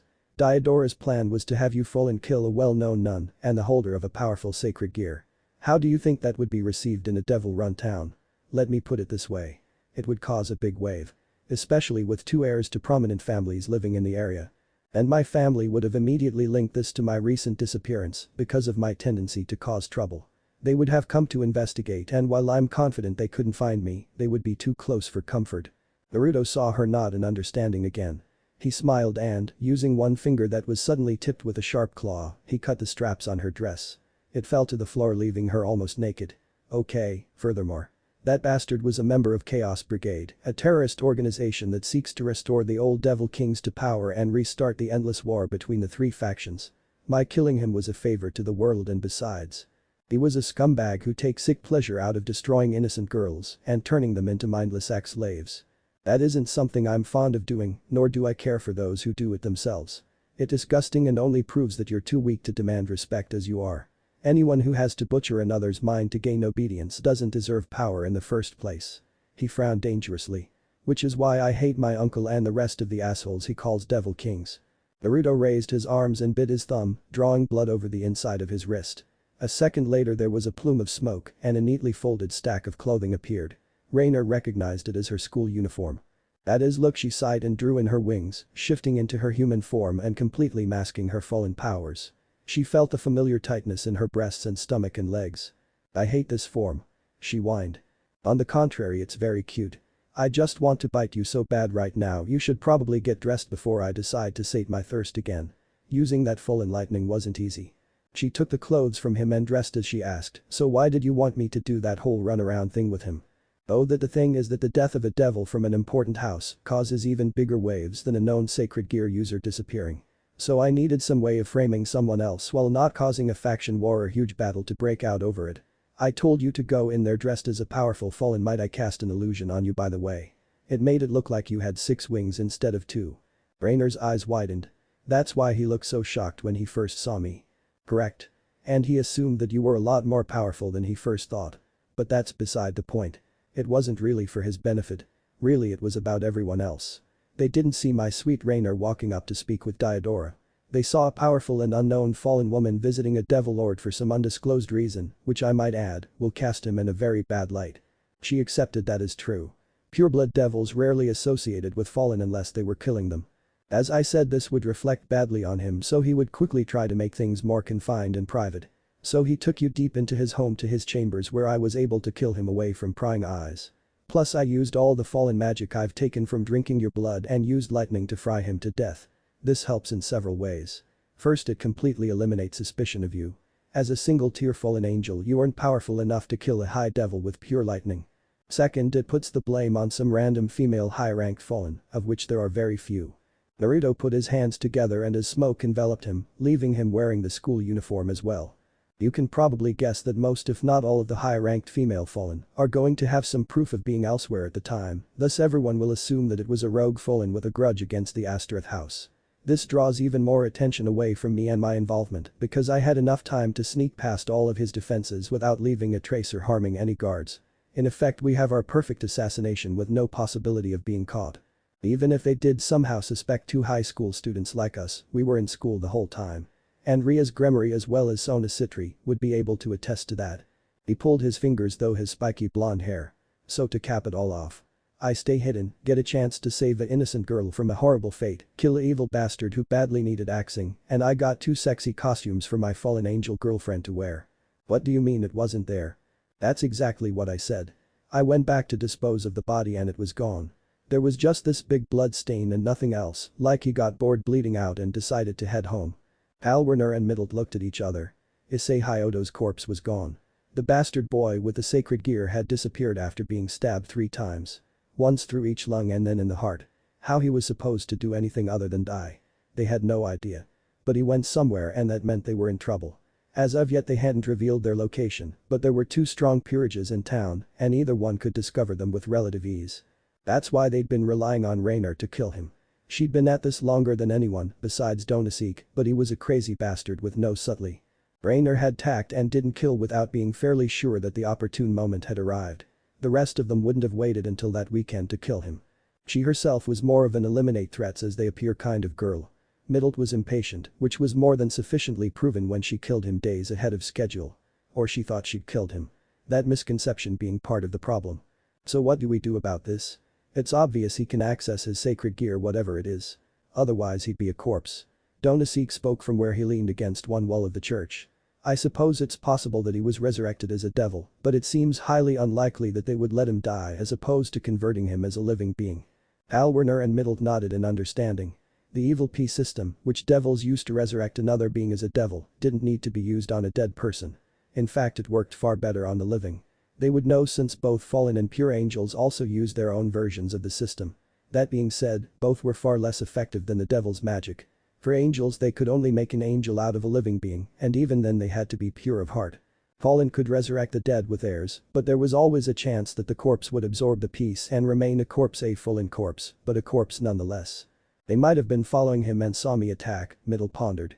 Then they could have come in and rescued him as I left in disgust. If there were more than one half could have saved his miserable life while the other followed me here. That's foolish. We'd all know if there were devils in the vicinity. This location is still secure for what it's worth. Donasiak growled. We need to find out what happened to him. He was a possible threat. Now he's a gaping hole in our security. Middle agreed. Yep, so that means that we'll have to get close to him, but I can't do it. I'm the one who attacked him. And I'm out of the question. I'm too old and I don't have any skill with illusions. There is also the issue of my hatred of devils. I doubt I could restrain the urge to attack one of them in that school of theirs. Alwerner sighed. I get it, I'm the only option. She grumbled, pulling her fingers through her long blue hair in an agitated way. Still, I don't like the idea of getting close to that boy. From what Raynor said, he's a complete pervert. A throaty laugh came from Donasik. Oh. I forgot you're like the only female fallen I know whose great sin wasn't lust. Wasn't your sloth. She frowned and her shoulders dropped as she thought, no, it was envy, you ass. This is so troublesome. Don't complain. You volunteered for this mission, remember? Yeah, but only because Raynor was my friend. We both served under the same master for the last 50 years. She sighed again, wishing she could just escape from all this and get Raynor back. I'll infiltrate the school and find out what happened to her target. You two don't do anything reckless while I'm gone. Got it? You be careful now. After school ended, Naruto and Raynor returned to his apartment. Both of them were a bit on edge. Because every devil in the school seemed to be missing from class. From the fiery redhead Rias to the now elusive Kiba. And in addition to that, the pervert was gone. Issei, her target, had disappeared and hadn't been seen all day. Naruto hadn't noticed since he was in the year above him. Raynor told him once they left home and Naruto went over the situation with her. He believed that Rias had made her move to claim the sacred gear user. Raynor agreed, but still didn't know why Naruto cared. Ria's Gremory claiming a human in her own territory was hardly going to draw attention. But Naruto was still every bit as uneasy as her. Both of them entered the living room of his apartment and Naruto disappeared in a plume of smoke. When it was gone, he was wearing black sweatpants and an orange t-shirt. He glanced back at her once before collapsing onto the single couch. She watched as he made a strange hand sign. Her mouth opened to ask when a loud pop echoed in her ears and a low table appeared in front of the couch. Naruto put his feet up on it while he leaned back. His tense muscles relaxed visibly as he let out a long breath. "You alright, Naruto?" "Yeah, but my instincts are telling me that something bad is happening, you know. And I'm seldom wrong when it comes to my urges." She nodded and began to disrobe. Naruto's eyes shifted toward her to watch as she stripped naked. She did her best to ignore his gaze, even though it did give her a rather nice ego boost. To have a young man who basically equaled a prince ogling her was pretty cool. Reiner moved to her room, read Naruto's room, and grabbed a more casual outfit. Naruto had mentioned that he had a slight schoolgirl fetish, but admitted that his fetish for half-naked fallen angels was greater. "Hey Ra-chan. I just thought of something." The next morning. Reiner walked along the hallway following in the wake of a young human man. Supposedly he was the main homeroom teacher for the high school. And he was also one of the most unwary humans she'd even encountered. As it was, she'd always had a few problems with disguising her aura enough to stay completely hidden, but she was 10 times as skilled as Donaseek when it came to stealth and infiltration. And of course Middle couldn't exactly get close to someone who'd she attempted to murder. Yet this man couldn't even sense her wrongness. She let out a sigh. "A bit nervous, I take it." "Well, don't worry. This year we've had several transfer students. They're all fitting in fine. I'm sure they'll welcome you in no time." Reiner blinked at the man's reassurance. She didn't know why and it was quite disturbing, but she actually felt a little better. Must be having a mental breakdown with Reiner gone. She grumbled something along the lines of, "I'll believe it when I see it." A few minutes of walking later she was led into the third-year classroom that would be her homeroom. The instant she entered she felt the pull of several presences. While she was bad at disguising herself, she was talented at sensing others. And there were half a dozen devils just in this room. Her eyes marked each of them quickly and sent a shiver of fear up her spine. Both of the devil heirs were in this class. The beautiful Ria's Gremory sat in the middle of the classroom, giving her an inquisitive look even as her eyes shifted to a blonde boy on the other side of the class. Close to her was Ria's queen, who Reiner recognized as the one they'd been advised against approaching in any way. She didn't look that bad. Also in the room were Sona Citri and her queen, both of which were barely paying attention to her. They were focused inwards at the moment. Probably thinking about the issue with the fallen in the area. Reiner let out a sigh of relief. None of the devils seemed to notice her either. Must be the most inexperienced devils I've ever encountered. I guess all that time with Reiner helped. She glanced at the rest of the students, her gaze lingering on the blonde boy who held the Gremory's attention. She admitted to herself that he was handsome, with blonde hair and sapphire eyes, tanned skin and a mischievous smile. He was looking at her, directly at her. She shivered again, her unease coming back full force. She quickly averted her eyes and scanned the rest of the room. Beside her, Ruka started to introduce her to the class. She, however, had stopped dead, her jaw dropping and her eyes widening. She let her shock radiate out for a full 10 seconds before she gasped and shrieked. "Reiner?" Reiner shifted uncomfortable in her seat. Naruto was on the other side of the classroom, much to her displeasure. After last night she didn't have the willpower to keep her eyes off him. After all, how often does a discarded fallen angel get taken as the first mate of a devil vampire prince? And after 6 hours of the best sex she'd ever dreamed of, she was still sore. It almost seemed too good to be true. She'd been confused about her place in the world before then. She wondered what her true role was. She was his servant and prey to a certain extent. He'd obviously had some kind of attachment to her, but now she had no doubts about where her place was. Naruto explained most of it to her after he'd settled down. He decided that he would take her as his maid, as it turned out that required an explanation in and of itself. He told her that the heirs of Lucifer were chosen by the amount of true devil power they inherited. Publicly his uncle Rizavam held the title of Lucifer's heir, but it was only because no others had bothered to take the title away. As it was now, anyone who took the title from Rizavam would then be targeted by the other heirs. Everyone knew that his mother was the strongest heir, since there were few who actually knew he existed. The fact that he was a hybrid wouldn't go over well with most of them. The point, as he tried to make, was that he was the strongest heir and thus at any time could basically tell Rizavam to scram. And if the old man didn't relinquish the throne, then the other heirs were obligated by blood to hunt him down and kill him. Reiner asked why he hadn't done it yet. She didn't expect the answer he gave. Naruto explained that the true Devil King was allowed 5 wives. And the rest were only allowed as concubines. As the newly recognized heir, he would almost certainly be bombarded with marriage proposals from all and sundry. He despised the idea of a forced marriage after being locked up in the family castle and forced to help in Rizavam's schemes for so long. Basically, he had a very long bucket list of things he wanted to do before he took the throne for himself and was locked down. Primarily he wanted to take his first 5 mates before any marriage could be forced on him, destroy the old Satan faction of the Chaos Brigade, and make an alliance with an old friend of his from the Norse mythos. He didn't mention who it was. But she had a sneaking suspicion. But all of that aside, she, a fallen angel, had been handpicked to be queen of the devils. On one hand, she wasn't exactly pleased that this would come with a huge host of responsibilities in the future, but Naruto was hers. She couldn't describe how amazing it felt to have him tell her that she would stay by his side forever. It might have helped that she had been coming down from a truly spectacular orgasm at the time. She snapped herself out of her personal thoughts long enough to become aware of the hot ache between her legs. She glanced back at Naruto only to see his gaze drawn away from her and too. Rainer's heart nearly stopped as she met the shocked gaze of none other than Calwarner. Rainer? Shit. She hurriedly looked to Naruto, who was still looking at her, but his expression was confused. Rainer realized that he was playing the dumb student. He glanced over at her and she felt her throat burn ever so slightly. Naruto's emotions gradually leaked in through the mark he'd placed on her the night before. He was urging her to be calm. She could tell that much from the soothing sensation he instilled through the link. Hi, it's been a while, you forgot my name, huh? Calwarner blinked through her shock and apparently realized that she was making a serious scene now. And all the devils in the room were watching either her or Rainer. She dropped her head. Sorry, I forgot. She searched wildly, trying to remember the false name she'd been using. Yuma. Yeah, want to talk after lunch? I'm sure there's a lot to catch up on. The older Fallen looked at Rainer for a moment before collecting herself. Okay. Sure. That'll be great. Sona's eyes narrowed. She felt something off about the new girl just then. And that name Rainer. Had she heard it before? It did have a familiar ring to it that she couldn't place. But apparently it was also the wrong name, or perhaps a nickname. All the same, it put her on edge. Even more on edge with the fact that Ria's target for her peerage had been attacked and killed by Fallen inside the town. That alone was quite enough to make her unhappy. Now the little things were just piling up. Sona didn't like it when things piled up. For instance, that was what? 6 transfer students this year when, in the last 3, there had only been 1. First there was the girl who transferred into the first year's class and had the strange pupilless eyes that freaked everyone out in class. Then there was her sibling, older by a few years but only a year above her, who had the same seemingly blind appearance.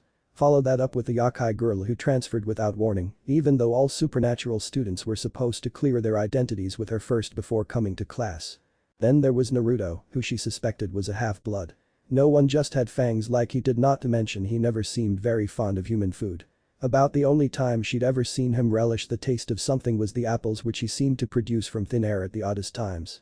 That, in and of itself, was weird enough, but the apples were always perfect and always that bright iridescent red. She didn't know why, but that sharp crunching sound always sent a little chill up her spine. Crunch. Sona jumped in her seat, turning her head to see Naruto leaning back in his chair with of course a large apple, now with a single bite missing. His blue eyes fell to the side in a lazy manner, which only made his devious smirk seem more devilish. The very tips of his fangs poked out from his lip, giving him the classic seductive vampire look which all the girls were prone to go crazy over. He met her eyes for a moment before looking back to the new transfer student. Sona shivered silently and glanced back at the Yuma girl. She was another oddity. She'd shown up about 3 weeks ago and enrolled in the school. She never got bad grades, but never had any A's either. She was beautiful in the usual cute schoolgirl way with long black hair and light violet eyes. She also tended to seem a bit shy, more so recently. However, that wasn't what made her strange. It was the fact that Sona knew she wasn't normal. There was just something different about her which practically shouted scared gear. At first she'd been tempted to recruit her along with Saji, but after she discovered what sacred gear her pawn had, she'd all but forgotten the reclusive girl. Now though, there was more evidence that something odd was going on. Seeing how Yuma had seemingly skipped a grade between one day and the next. She used to be in the second-year classroom with Saji and Ria's new pawn. But now she was in the third-year class, and it happened on the same day Ria's new pawn was attacked. Such a coincidence would have normally thrown her in the harsh light of suspicion, but Issei, Reed, the pervert, had told them it was a little blonde Fallen who'd killed him. Although he never used words like killed or murdered when in relation to himself. All the same, there were too many unknowns that she wasn't aware of.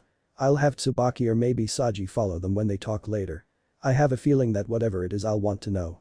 Crunch. Damn, I hate apples. After the class ended, it was time for science. However, there was a 15-minute break in between classes. And as soon as she left the classroom, Rainer found herself being pulled along by Calwarner. Her old friend ignored the other students as she half-guided half-dragged her down the hallway and 2 flights of stairs. Once on the ground floor, Rainer realized she was being pulled outside. Hey. Where are we going? School supply building. I found it unlocked when I scouted the school earlier. Someone cleaned up the inside. It smelled a bit like blood inside, so I figure that there must be some stupid hazing ceremony for one of these human clubs. She sounded disgusted by the thought. Rainer's mind raced. She didn't know what to tell her old friend. Calwerner had been there on dozens of missions and assignments. They'd both had the same masters time and time again. And unlike most Fallen whose primary sins were different, Calwerner had always been nice to her. Despite the fact that her sin was envy instead of lust. She gasped as she saw the storage shed that Calwerner was making a beeline for. It was the same place Naruto's had cleaned out and sealed so that normal humans didn't go near it, but supernatural being wouldn't notice anything was off. It was where he took her when he was thirsty between classes or he needed to talk to her about something. The door was wrenched open and Rainer was dragged inside. This was followed by a sliding bang as a small metal bar was drawn over the inside of the door. Then Calwerner turned to her, worry, anger, and fear in her eyes. Rainer, what? Why? Why are you at this school? You were supposed to ask your target out on a date and kill him, not vanish into the ether. I was worried sick that the little shit activated his sacred gear somehow and killed you. She looked down, not feeling up to answering her friend. It's complicated, I guess. Explain, I guess. She sighed. It was the evening after school when I was going to make contact with the target the first time. I had it all planned out just like I said. But when I was just about to start, I was kidnapped. Calwerner's eyes bugged out. What? Rainer shushed her hurriedly. Keep it down. Do you have any idea how many devils there are in this school? And there's yokai as well. Plus you already made a scene in class. We don't need them hearing us. Especially since you went and failed to kill the target after all that. That's not important, Rainer. Tell me, if not as a teammate then as a friend. Why in the 7 heavens or all 9 hells did you go missing and not tell anyone? Kidnapping only goes so far even if I believed you. You aren't that kind of person. If you were really trapped then you would be making a scene yourself, not sitting meekly in a classroom with a bunch of devils.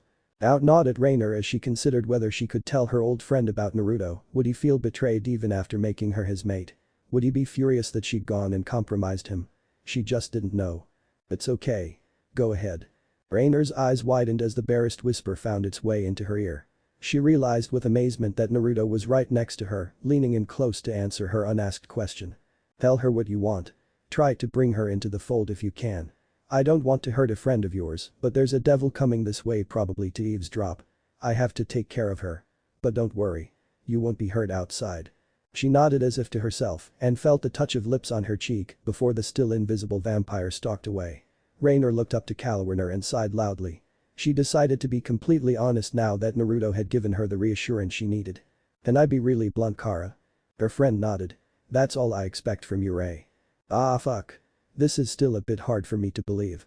It's just that, when I was about to ask that kid out to kill him, this guy came out of nowhere and subdued me before I could so much as try and escape.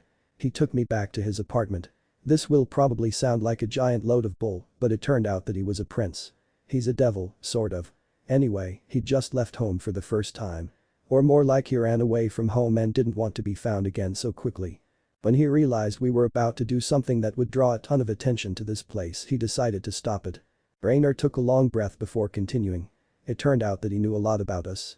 I still don't know much about his upbringing or what kind of connections he has, but Outletter, Kakabiel is actually working with a terrorist group called the Chaos Brigade, at least that's what Naruto calls it. Naruto? Rainer blushed scarlet and looked away. He's the prince I mentioned. He is, I mean. The widening of Calwerner's eyes and a loosening of the jaw showed that her friend understood. You fell for him, didn't you? The Rainer couldn't look at her friend now. It wasn't that she was embarrassed for her feelings towards the blonde, even if she was. But she knew that Calwerner was judging her for it. Judging her for the fact that it was a devil, not just for failing the mission and leaving without a trace. Okay, I'm not going to get pissed and make a big mess of things, but shit. Did you have to do this to me? We've hung out through thick and thin and you go mushy on me like this? And with the devil. I don't understand how you could see anything in one of them. But he's kind and he's always making me feel good about myself. He doesn't care that I'm a fallen or even that I'm low ranking. Calwerner growled, and how long has it been since you met him? A few days. That's how long. And barely even that if you're realistic. You might have fallen for him, but your primary sin is lust. It's easy for you to fall for someone. That's why you were only an angel until you hit puberty and then you were gone. A devil isn't going to actually care for a fallen, and for damn sure not a devil prince. You're wrong. What was that? Calwerner looked into Rainer's eyes, which had gone from embarrassed to shocked and dismayed to angry. I said you're wrong. Naruto's made me his mate. Even if he wanted to get rid of me later he's bound to me. That stunned Kalawurner into silence. A devil prince actually made a fallen his mate. Well, that explained a lot. The very term mate was special in supernatural society. Marriages could be cancelled. Divorces were uncommon, but they happened. However, mating was a permanent contract that all kinds of supernatural beings used in their own way. From fallen to devils to yokai and more. About the only races that didn't permanently mate were dragons and angels. Dragons, because they rarely found another one of their species who they got along with, and angels because it just didn't happen. 99.9% of angels who fell in love also fell in the literal sense. But her friend had a devil make her his mate. That just didn't happen. Devils and fallen didn't mate any more than devils and angels did. At least she'd never heard of it happening. Kalawurner asked hesitantly, "Are you sure?" "Yes. Naruto and we just did it last night." Her cheeks flushed red again and her breathing hitched. He's not like normal devils, Kara. He's not afraid of crossing boundaries and making friends with anyone who's willing. He offered me a chance to stay with him as his servant at first, seeing how he wasn't going to let me finish my mission. And knowing how Kakabiel is, you decided it's better to serve an unknown master than one you know for sure will kill you for failure. Kalawurner finished her reasoning. I don't like to admit it, but you did the same as I would if I was a luster like you." Rainer glanced at her with a slight smirk as she realized her friend had her back after all. "You would have anyway." "Oh really? And tell me, was this mate of yours in class?" She nodded, smiling now. It was back to old times already. Kalawurner wasn't going to blame her for being what she was, especially under her circumstances. "And who was this prince of yours?" "The blonde one with the apple." Rainer answered without missing a beat. Kalawurner suddenly went pink herself.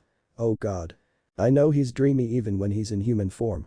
That caused Kalawurner to face palm. "Damn, I'm falling into the old fangirl routine. But shit. He was like the second person I noticed after the Gremory. Those eyes of his, are those an illusion?" "Sort of. Naruto's actually only part devil. He's also human and vampire at the same time. Those are his human eyes and he can bring them out anytime he wants. Then his vampire eyes are blood red with slit pupils. I'm not really sure what his devil eyes are like though. They shift around a lot." Kalawurner sighed and let her shoulders slump. "So I guess you're not coming back to join the group?" "Nope. I'm staying with Naruto. And he's going to prevent us from stirring up any more trouble, I suppose. You said he want to keep under the radar." Rainer scratched the back of her neck uneasily. "I'm not going to lie to you. Naruto is far beyond our level.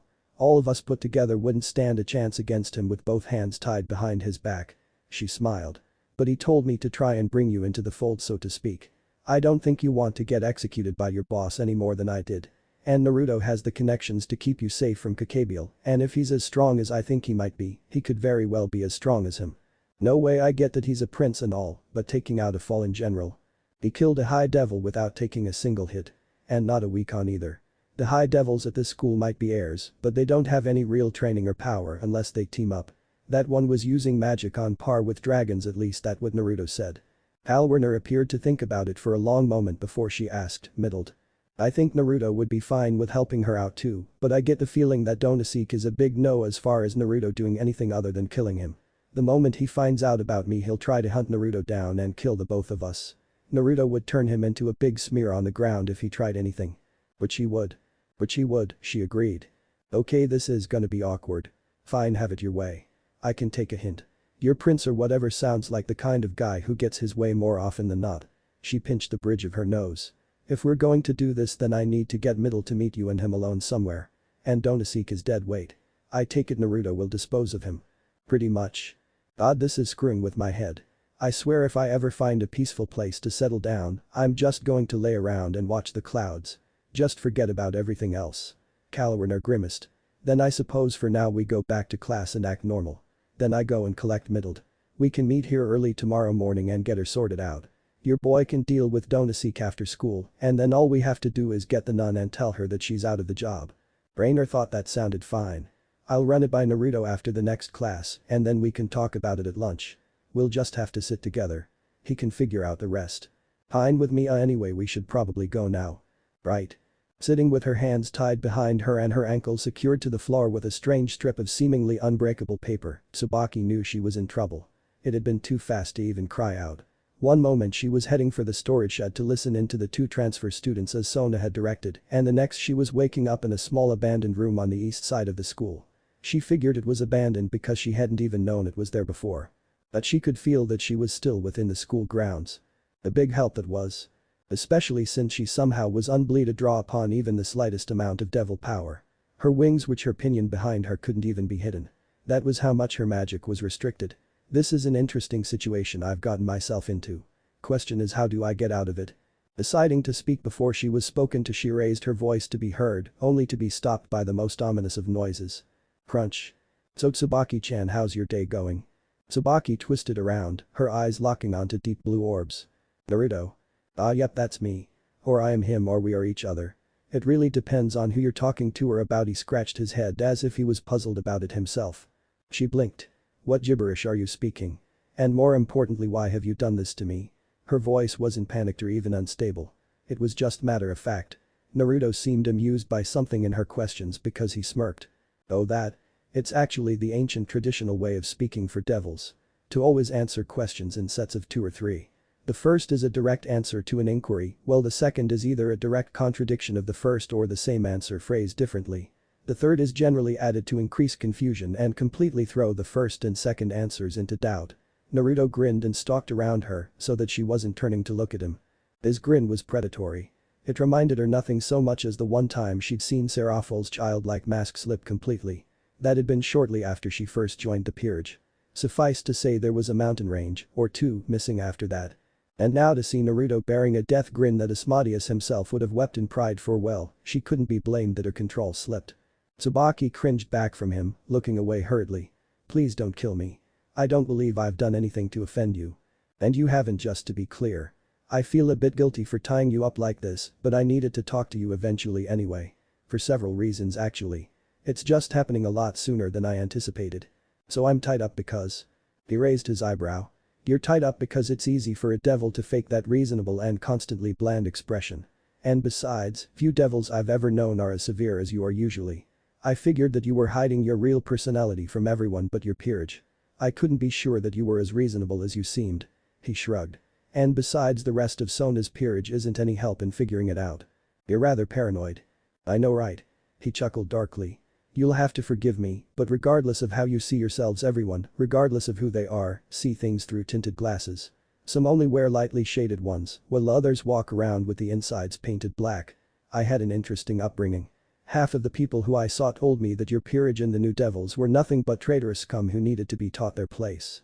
She frowned as he continued. The others said that their counterparts were fools and too stuck in their ways to see what was in front of them. And as much as I disliked the former and loved the later, I still had to find out for myself just who was right. I refused to be led blindly by anyone regardless of their intentions to protect me, harm me, or otherwise. Naruto looked down at her and said bluntly, I've let myself be used by others for too long to take a chance on you manipulating me in some way. I take it you were raised by one of the ancient devil families. Not everyone uses the term new devil as a bad thing. Tsubaki felt less threatened now and found herself respecting him for his reasoning and his firm grasp on the truth of life. Everyone was biased, and it was a good sign that he wasn't quick to accept the views of others, even if they seemed more wholesome. At her question though, Naruto burst out laughing. You can say that again. Now I'm going to be honest with you. When I first came here, it was to lay low after running away from home in a sense. And my first thought when I saw the peerages here was to seduce certain members to my side and cause mischief. However, certain events led me to decide that wasn't for the best. And with or without you knowing it, I'm already working to take care of one mess. Ria's peerage is neck deep in. The Fallen. I guess you and Ria's peerage do communicate. I figured as much when both of your teams were gone on the same day. He seemed to think to himself for a moment. Oh, how's it say, by the way? I stopped one attempt on his life, but there were actually 4 Fallen in the area, so I suppose he was attacked. Seeing how he was gone on the same day. Tsubaki nodded. You're right. He was killed actually, but Ria's was there in time to resurrect him without any ill side effects. Ah, that's good. I don't want any attention drawn to this town while I'm here. I'd like to stay off a leash as long as I can. Leash? Yeah. Naruto pointed to her and then to himself while making his speech rough and brutish. You friend of new devil heir. Me heir of old devil family. He chuckled, allowing his voice to return to normal. I want to make friends here, but I also don't want you guys to report my location first thing you know. May I ask the real reason?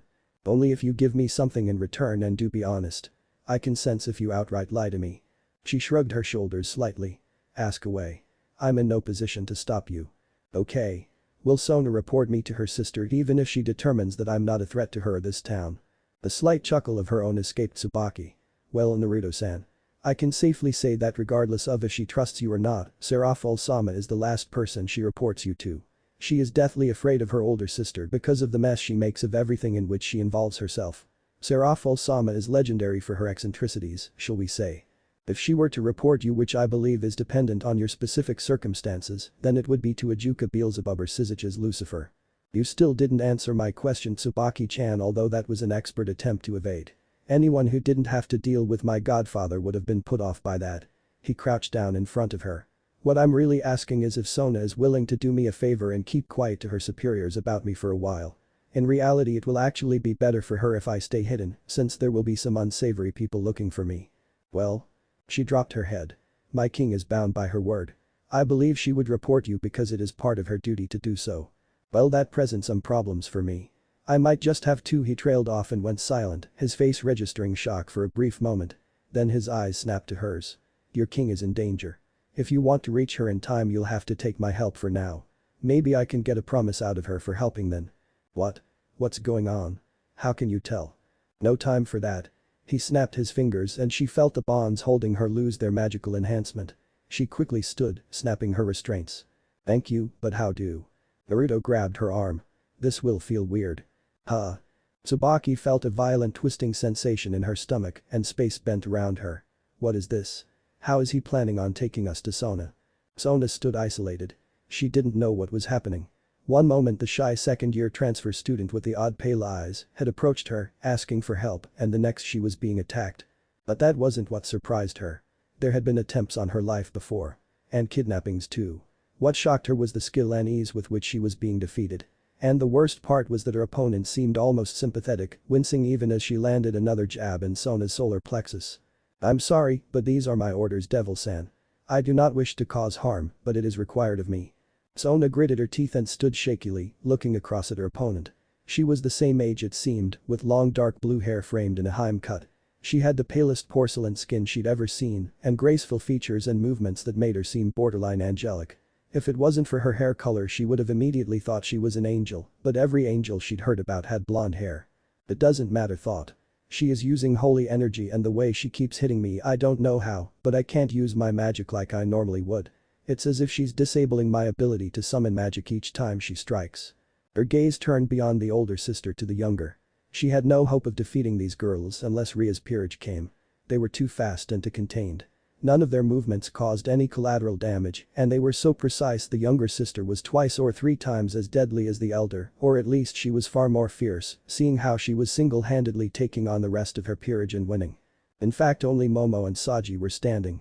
Tomo and Ria were unconscious, having been felled quickly and efficiently the moment they appeared on the scene. Sona prayed they hadn't been severely injured. That thought nearly killed her, two fingers shooting over her head as she ducked. Sona grimaced and somersaulted back. The girl followed, her fighting style like water, dangerous and tricky to avoid. She'd already found out that she had to keep out of melee range at all costs, it just wasn't quite as simple as that. Sona dodged another lightning-fast jab and flared her wings out wide. She jumped in the air, giving a quick flap and summoning her magic circle. Her gaze locked on the pale pupilless orbs and the bulging veins around them. Time to end this if I can. Without a word, water shot forth from her magic circle, spearing downward like a sharpened tentacle, only for the girl to use the palm of her hand to deflect it. Pow! A jagged pain shot through her shoulder, and she glanced back to see the grim cast of the younger girl's face as her fingers jabbed right into her pressure point. Sona's wings failed and she fell.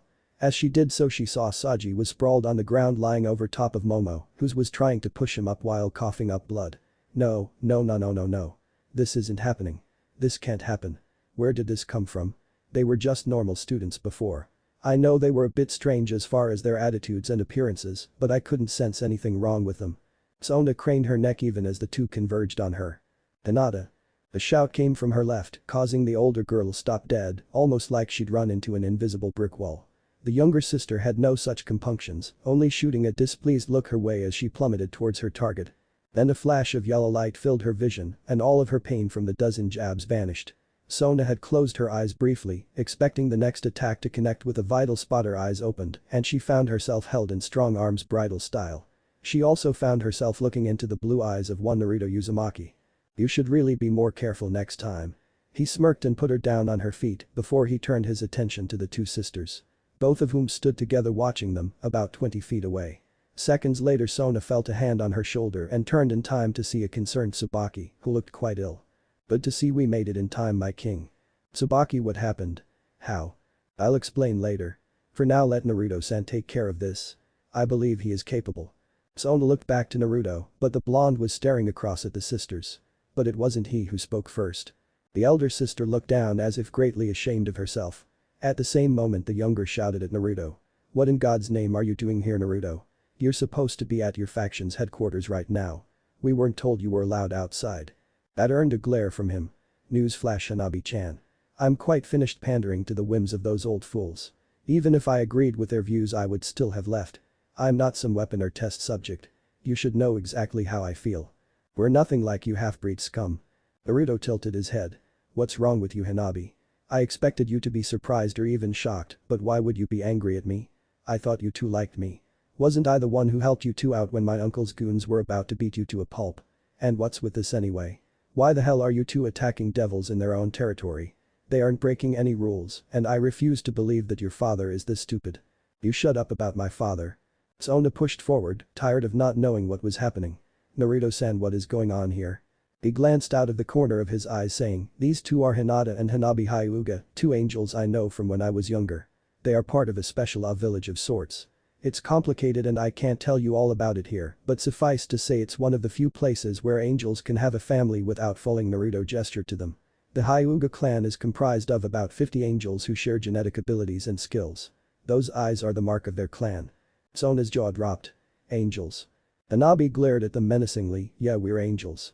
What's the big deal? I think what Sona-chan here is trying to get at is, why are two angels attacking neutral devils when there isn't a war going on? He frowned. And I'm especially curious since we both know that the angels never send teens out to fight. Unlike the devils and fallen, angels only allow mature fighters in their standing army. Why are you here? You're what, 13, 14? She didn't answer. However, beside her Hinata looked increasingly agitated, her cheeks a bright shade of pink. Hanabi turned to her, about to say something and saw her flushed face. Oh, not this. Hinata's fingers were pressing together as she turned away from her little sister. Sorry, I can't help it. She sent a strange pleading look Naruto's way as she mumbled, you know how I feel about him. That earned an enraged snarl from Hanabi, who turned on Naruto. This is all your fault. It's your fault that she's like this. That she's so weak. Father is going to be forced to brand her with a seal if she doesn't prove herself this time, and so you just have to show up and blow all her chances of being free. Hinata's eyes flicked to her sister for a moment before turning to Naruto. Sorry, Naruto-kun. Across from them Naruto stiffened. His eyes narrowed as he worked through the situation in his head. Hinata's father has obviously gotten involved with the wrong people. Since they can't fall like regular angels, they can basically be manipulated by outside forces, and it could go pretty much unnoticed at first. Damn it, what do? I can't kill them. If I do that, judging by the state of Sona's peerage, their boss will know someone unexpected is here helping. It would be just my luck that they're mixed up with the Chaos Brigade and then bang, I'll be found out quick as that. He looked them up and down, thinking about the odds. There's a chance I can get them on my side. They did almost hang off me when they visited that one time with Dad. I think Hinata has always had a crush on me, especially with what I can smell right now, and yet it would be the same thing if they stay willingly. Their superiors will assume that they were killed and come to the same conclusion. The problem is that as much as I want to, I can't let them go free. If I do, then they will tell about my presence here, and that is even worse. Damn, what do? I want to help Hinata, but Hanabi looks set against me for some reason. I have an idea, it's not a nice one, but it will have to do. Sorry, Hanabi. Sona twitched as Naruto seemed to snap out of his thoughts. Hey, Sona-chan. I'll explain everything later. For right now, just stay out of my way. This'll be quick. He closed his eyes briefly and then they snapped open, their blue gone to show deep churning purple. Sorry about this, Hinata-chan. What? Before anyone could react, Naruto was gone in a flash of speed, crossing the 20 feet between them before either sister could register the tensing of his muscles. His strike, aimed for Hanabi's torso, stuck true. The power behind it launching her backwards and into a tree hard enough to crack it. She coughed up blood and looked down in shock, where her uniform had been torn away, leaving a hole in the fabric. A huge bruise was already forming on her pale skin. The pain of what was likely have a dozen cracked ribs shot through her, making her vision go unfocused. She was too dazed even to move for several seconds, then she heard the gasp and a short exclamation, followed by a long drawn-out moan. It sent a shiver of dread down her spine. Her head turned slowly, the pain forgotten as she saw Naruto's true objective. Her eyes focused on her older sister, who was loosely clutched in Naruto's arms. Her knees were bent and her arms were limp at her sides. His face was buried in the hollow of her slender neck and he was gorging himself. Hanabi went pale. Hinata's complete submission to his act shocked her almost as much as the act itself. Could he even drink from a pure angel? Was it even possible for him to have holy energy inside him? And why would she just let him? A soft sigh followed by a rustle of clothing heralded the end to Naruto's meal as he let Hinata fall to the ground. She was out cold before she hit the grass. Naruto on the other hand looked like an African native who'd never tasted sugar after a dozen Milky Way bars and 2 Coca-Cola classics. The blood that graced his chin was wiped away by a finger, which he then licked provocatively. Even from here she could feel his power spike. And then he was walking towards her. She hurriedly tried to move, only to realize her nerves were traumatized. She couldn't move. And as she looked up again, Naruto was right there, his eyes glowing and the most unpleasant expression on his face. A combination between lust and hunger. Hanabi sucked in her breath and closed her eyes, ready for the feeling of fangs in her throat. "No, I'm not planning on biting you if that's what you're thinking." Her eyes opened inches away from hers. "Why?" she asked brokenly. "You bit sis. She wanted me to and she did taste amazing. I'm not sure I could stop myself if I'd actually been in the mood right then. I've never had angel blood before, not the pure kind anyway." Hanabi paled further. "What are you going to do to me?" Her anger was gone, replaced by fear for herself and fear for her sister. "Well. It's not what I'm going to do. It's what I might do. You see, I don't want to be found here by my family or anyone associated with them or even anyone who might lead to me being found out. However, you two present me with a problem. If I kill you, then suspicion will fall on this town's devils and on me, seeing how none of them are actually strong enough to defeat you. If I let you live, then you'll tell on me. If I let you stay, same thing." He cocked his head to the side. "However, if you return home and tell your family that Hinata was killed because she slipped up against an unexpected move on Sona's part, then my presence is less of an issue. They might believe that she was taken down, but you're the prodigy who never loses. So here is what we will do." Naruto's eyes returned to their usual blue. "I will take your sister. You will return to your home. You tell them she was defeated and then you were overwhelmed by sheer numbers. Not a hard story to believe." Naruto smiled dangerously. "As long as no one comes sniffing around, then you'll get off easy and I won't get found out. Hinata will be perfectly safe." "That's..." He leaned in. "That's what I like to call an offer you can't refuse. You know why? Because you can't." He sighed. "Don't worry about Hinata. I won't kill her as long as you keep to your side of the deal." "You wouldn't? You mean I wouldn't bite into that silky smooth skin and into her warm flesh? Are you implying that I wouldn't hold her tight and drink every last drop of her delicious blood till her life fled from her? I think you overestimate my restraint." His voice dropped to a low purr while one hand touched the bruised skin of her stomach. "I'll give you enough power to get away from here, but not enough to heal you. I'm sure that's understandable." But that Hanabi jerked. Heat was radiating from where his palm pressed against her bare skin. Holy energy mixed with something else was flowing into her, healing her injuries quickly. She bit back a whimper as the warm feeling flowed down her limbs, restoring control over her nervous system. Then Naruto pulled away, just as he'd said. He left the majority of her injuries unhealed. "You should go now. We don't need this getting any more complicated than it already is." Hanabi's eyebrows drew together in a solid line as her gaze shifted to her sister. Naruto interrupted her thoughts jarringly. "You can't beat me to her. I could kill every student in this school and still have the time to spare to stop you." She froze. "Leave now. I won't tell you again." His tone was cool as deep glacial ice now. Hanabi shivered at the similarity to her father. Looking to her older sister again, she wished once for her safety and allowed her wings to unfurl behind her. Her pale gray eyes met Naruto's once more as she shot skyward and then headed east. Naruto, along with Sona and Tsubaki, watched her go. The latter two still somewhat confused about the situation. It seemed as though Naruto used the younger's love of her sister to his advantage. And likewise took advantage of the elder's apparent feelings for him to make it work. But the question was, how did he know to do that, and how did he even know two angels at all? Sona turned her eyes to the blonde just as he turned to walk over to Hinata's unconscious body. He quickly knelt down and gently picked her up, cradling her against his chest. Then he approached them. Sona stepped back slightly as he stopped a few feet from her.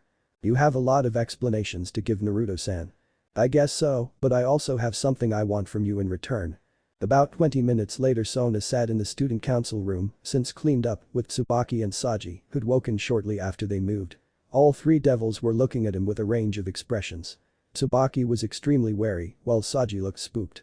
But then again, nearly getting killed by an undercover angel years younger than you might do that. It probably didn't help that Hanabi's magic still hadn't worn off. Sona on the other hand radiated a fierce curiosity now. Her eyes were fixed on his with an intensity that he admired.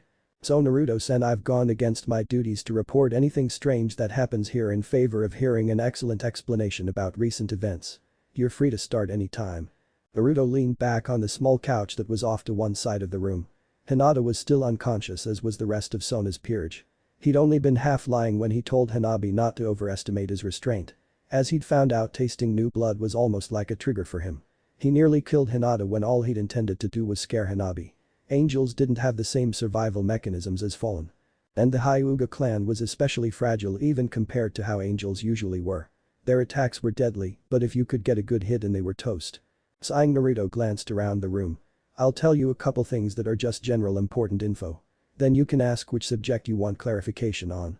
Honestly, I intend to tell you guys everything eventually, but most of the basic facts need an additional explanation on their own. First off, and I'm a bit surprised you didn't notice this, Sona-chan, when you heard my name, but my last name, Uzumaki, is the human name given to the original House of Lucifer. I figured with your reputation for intelligence and your history as a bookworm that you'd notice. Second. My other name, Namikaze, that's a family closely linked to the House of Vosk." "Vosk?" Sona and Tsubaki looked at each other before the latter looked back to him. "You mean the House of Vosk? The vampire house that is supposed to be a branch family that serves the Valdi house, but could actually destroy them with ease because they made a pact with the Ouroboros dragon, the infinite dragon god." Naruto blinked, scratching his head. "Oh well, you knew more than I thought you did. I figured you'd know the house, but I doubted you knew any of our history, especially not that bit." He chuckled, "But the deal with Orpheus was like 6,000 years ago. The terms of the contract ended before my parents were born. The Vosk family is stronger for it, sure, but the branch family has always been stronger."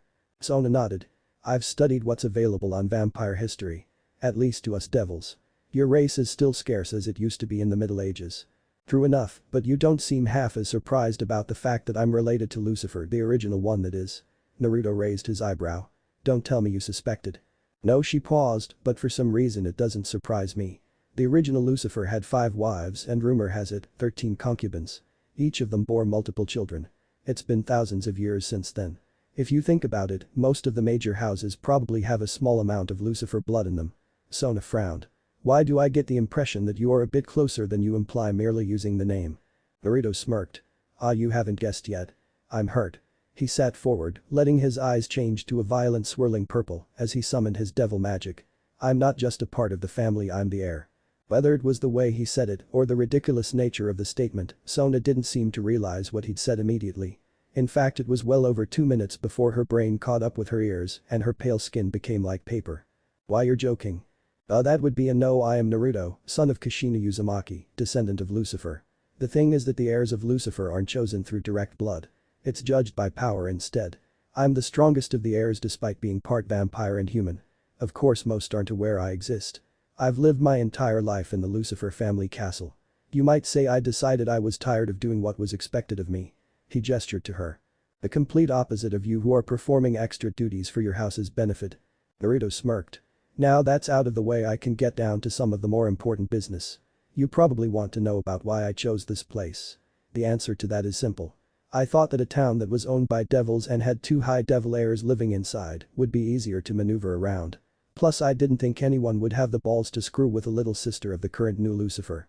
His smirk widened as Sona frowned. "Or the sister to the notorious Aerofol Leviathan. I was also intending on seducing some of you at his." An imaginary light bulb went off in his head. "Actually, scratch that one. I am still planning on doing that." He put on a pout.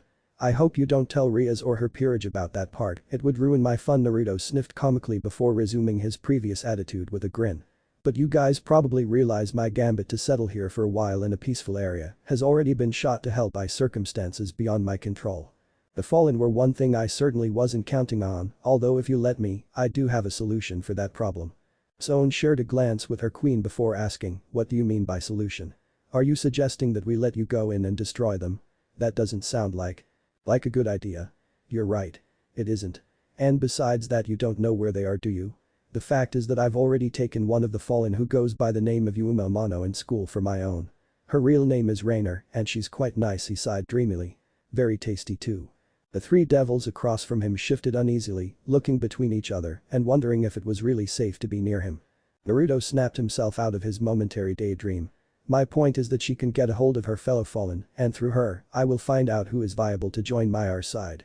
Those that resist I'll dispose of in a quick and silent manner. I might have enough power to level this town with a sneeze, but I'm very discreet when I want to be. So? What do you say, Sona-chan? Well, first, she stated blandly. I think you can drop the chan. We don't know each other well enough for you to address me with such familiarity. Second, I'm not sure I trust you enough to let you handle this. You may have helped me previously, however that doesn't eliminate you from suspicion. I'm hurt, Sona-chan, but I understand that you probably aren't the trusting type. He raised his hands and tucked them behind his head. It doesn't really matter. If you don't want me to handle the fallen for you, I'll simply do it for myself. And you won't get a say in how it's done. You're a bit arrogant, don't you think? Naruto's eyes widened. Arrogant? Me? I think you're mistaken. You see, arrogant bastards are those who talk the talk and then get their asses handed to them the moment they get in a fight. What I have is callous confidence, and I have every ounce of raw power and cunning I need to back it up. Don't doubt me, Sona-citri. The room seemed to contract quite suddenly for the devil girl. Naruto's eyes became all she could see, the purple changing to red slits, the pupil seeming to pulse with her own heartbeat. Sona struggled to breathe as she saw herself die in those eyes. Die 1,000 different ways, each harsher and more agonizing than the last. She gazed into the twin pools of eternity so long that she thought he had cast an illusion over her. And all the while she was falling into a deep abyss in which only endless torture and death remained. Sona dropped to her hands and knees, gasping for breath as Naruto blinked, his eyes bleeding back to purple. Saji was by her instantly, helping her up. She looked back to Naruto. He was sitting there, relaxed as can be. He looked almost bored, and she realized right there and then that he was far too strong to force into doing anything. If she told him, commanded him to do anything and he did it, it would be because he was humoring her. Not because he had any need or inclination to do it. Maybe when she came into the full breadth of her power she might be able to rival him, but that was hundreds if not thousands of years away, and he was this strong now. She was a mere kitten in comparison. What exactly does he want with us here? Someone as powerful as he is doesn't just do something because he likes the idea of it. He must have some plan. Sona stood with Saji's help, wishing there was something she could say or do to give her at least a small amount of leverage against him, but she was grasping at straws. Well, what do you want, Naruto-san? What is your real goal? My true desire, huh? He sighed. That's hard to pin down. There are a lot of things I want. Not really much that I really need. But I suppose if I were to speak plainly, my goal is to have fun. Naruto saw their disbelieving looks and chuckled. Oh, don't be so surprised. I'm an immortal. Unlike you devils who will live for close to an eternity unless I'm killed, I will live forever. That's one of the perks of being a vampire. But there isn't any point in living so long if you don't enjoy it. God may have created us, but unlike the humans I'm not so deluded as to think he gave us a purpose. Naruto smiled grimly. There is no meaning to life. It is our choice to decide what we want and how far we're willing to go to achieve it. I believe there's a biological imperative to mate and have children, but that's only to preserve our race. It isn't a purpose in any way, shape or form. The pursuit of power isn't a purpose either, as power is only a means to an end. Those who grasp for power above all else will always feel dissatisfied. Since I know better than anyone, no matter how powerful you are, there is always something that can kick your ass. And peace isn't a worthy purpose either, however noble the ideal might be. Everyone, regardless of similarity, is different from one another. There will always be conflict since that's the nature of life. So what is left? Enjoy yourself. Take pleasure from the little things, the big things. Anything you can. He glanced at Hinata's still sleeping form. However, you shouldn't destroy another's chances of living a happy life just to enjoy your own. Sona stared at him for a few moments, not speaking, but digesting what he'd said. It seemed as though she was conflicted about something. He guessed she was unsure of what to ask now. After all, he'd basically told her that he was living to have a good time. It probably wasn't every day you heard an immortal claim that their purpose in life was to enjoy things to the fullest. Usually it was either the pursuit of power or prestige. And if it wasn't a negative goal, it was something impossible to achieve like true peace. So fun. That is what you want from life. Nothing else. No change you want to make to the world. Not even some minor one. Well, Naruto rolled his eyes. I told you my main goal in life is to enjoy myself, because if you aren't, then there isn't any point in living. I have no intention of being miserable or unhappy for the rest of eternity, thank you very much. But that doesn't mean I don't have things I want to change. Hell no. There's tons of stuff I think needs rearranged, but I won't put myself in a position where I forfeit my happiness to change some aspect of devil society or whatnot. Naruto's hand flicked out, a small plume of white smoke seeming to come from his hand. A second later it dispersed, leaving a large apple resting on his palm. He curled his fingers slowly and smiled as his claws pierced the fruit. Naruto brought it to his lips and took a bite.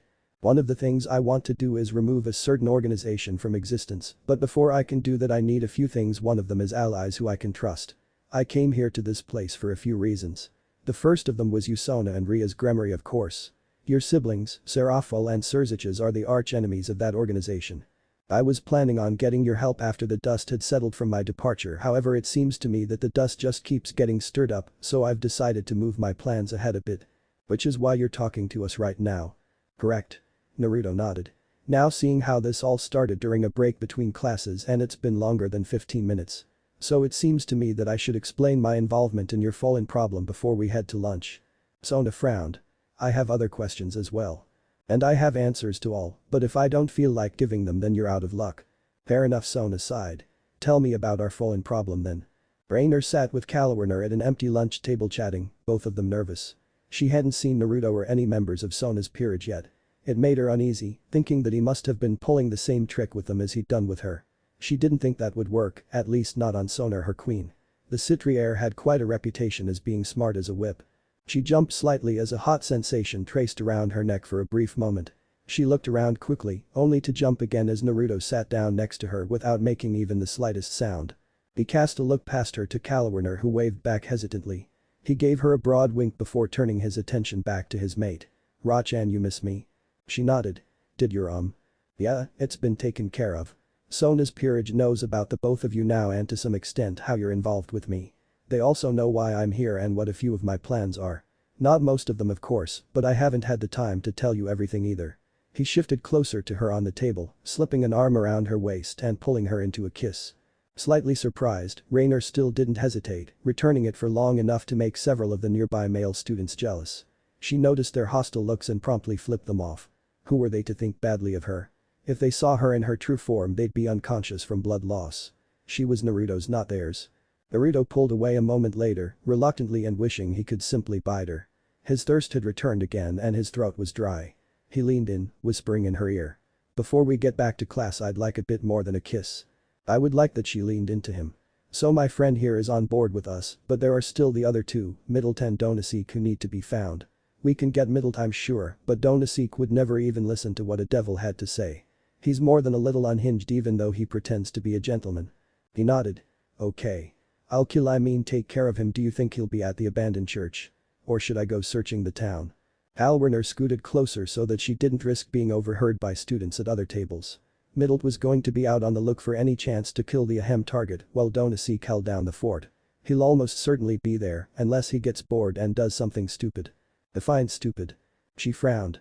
Like going out to hunt devils and justifying it by saying he was only looking for strays. He's done it before on other missions. It's why most people who know him consider him to be a major screw-up. Anytime he gets bored he throws caution, and usually the mission, to the wind. Sounds like I need to pay him a visit real soon then. Can't have him getting bored and drawing even more attention, damn. Naruto looked away. I need to get Hinata out of the spotlight. Her kind are way too easy to spot. I'll have to cash in a few favors to hide her. Who's Hinata? Rainer and Kalawiner looked puzzled. Ah, of course. I forgot you wouldn't know. Right when both of you were talking, two angels attacked Sona and her peerage outside the main building. I showed up and forced one of them to leave by taking the other hostage. Their names are Hinata and Hanabi, sisters. They are rather special as angels go. You see, there's this little problem where no more angels can be created by God. So to solve the problem a village was created where a few select angels would live. The angels born after couldn't fall and therefore could have families. This has prevented the angels from going extinct since the last Great War. Kalwiner's eyes widened. How do you know about that? Her tone was flat and disbelieving. How could you possibly know about Konoha? Naruto blinked. Wait, don't tell me you know about it too. I'm from that village, she frowned. Or at least the rest of my family is. I wasn't born in the village so I wasn't granted the blessing of eternal purity. And what clan were you from? Nara. She sighed. And you didn't tell me how you knew. I'd like to know how a devil vampire prince knows about the best kept secret in heaven. He raised an eyebrow suggestively, ignoring her question. So are you as lazy as the rest of the clan? What's your primary sin? She didn't answer, only giving him her own raised eyebrow demanding an answer. Okay, so I guess it isn't sloth. Anyway, the reason I know is none of your business. I wouldn't even tell Rochan if she wasn't my mate. He caught the look that Kalwarner shot Rainer. And I haven't told her yet, so don't bother playing the friend card. Suffice to say, my father had dealings with the previous leader of the village and he introduced me to some of the Hyuga clan when I was little. The Hyuga clan, but they're like the strongest clan in the village. A single mid-level Hyuga can take on 6 equivalent level devils in hand-to-hand combat. Kalwarner seemed to stiffen. And oh shit. You said the angels' names were Hinata and Hanabi. I don't know that second one, but Hinata is the heir to the whole clan.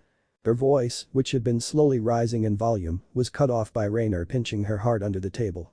Kalwarner yelped and scooted away, but she still hissed under her breath.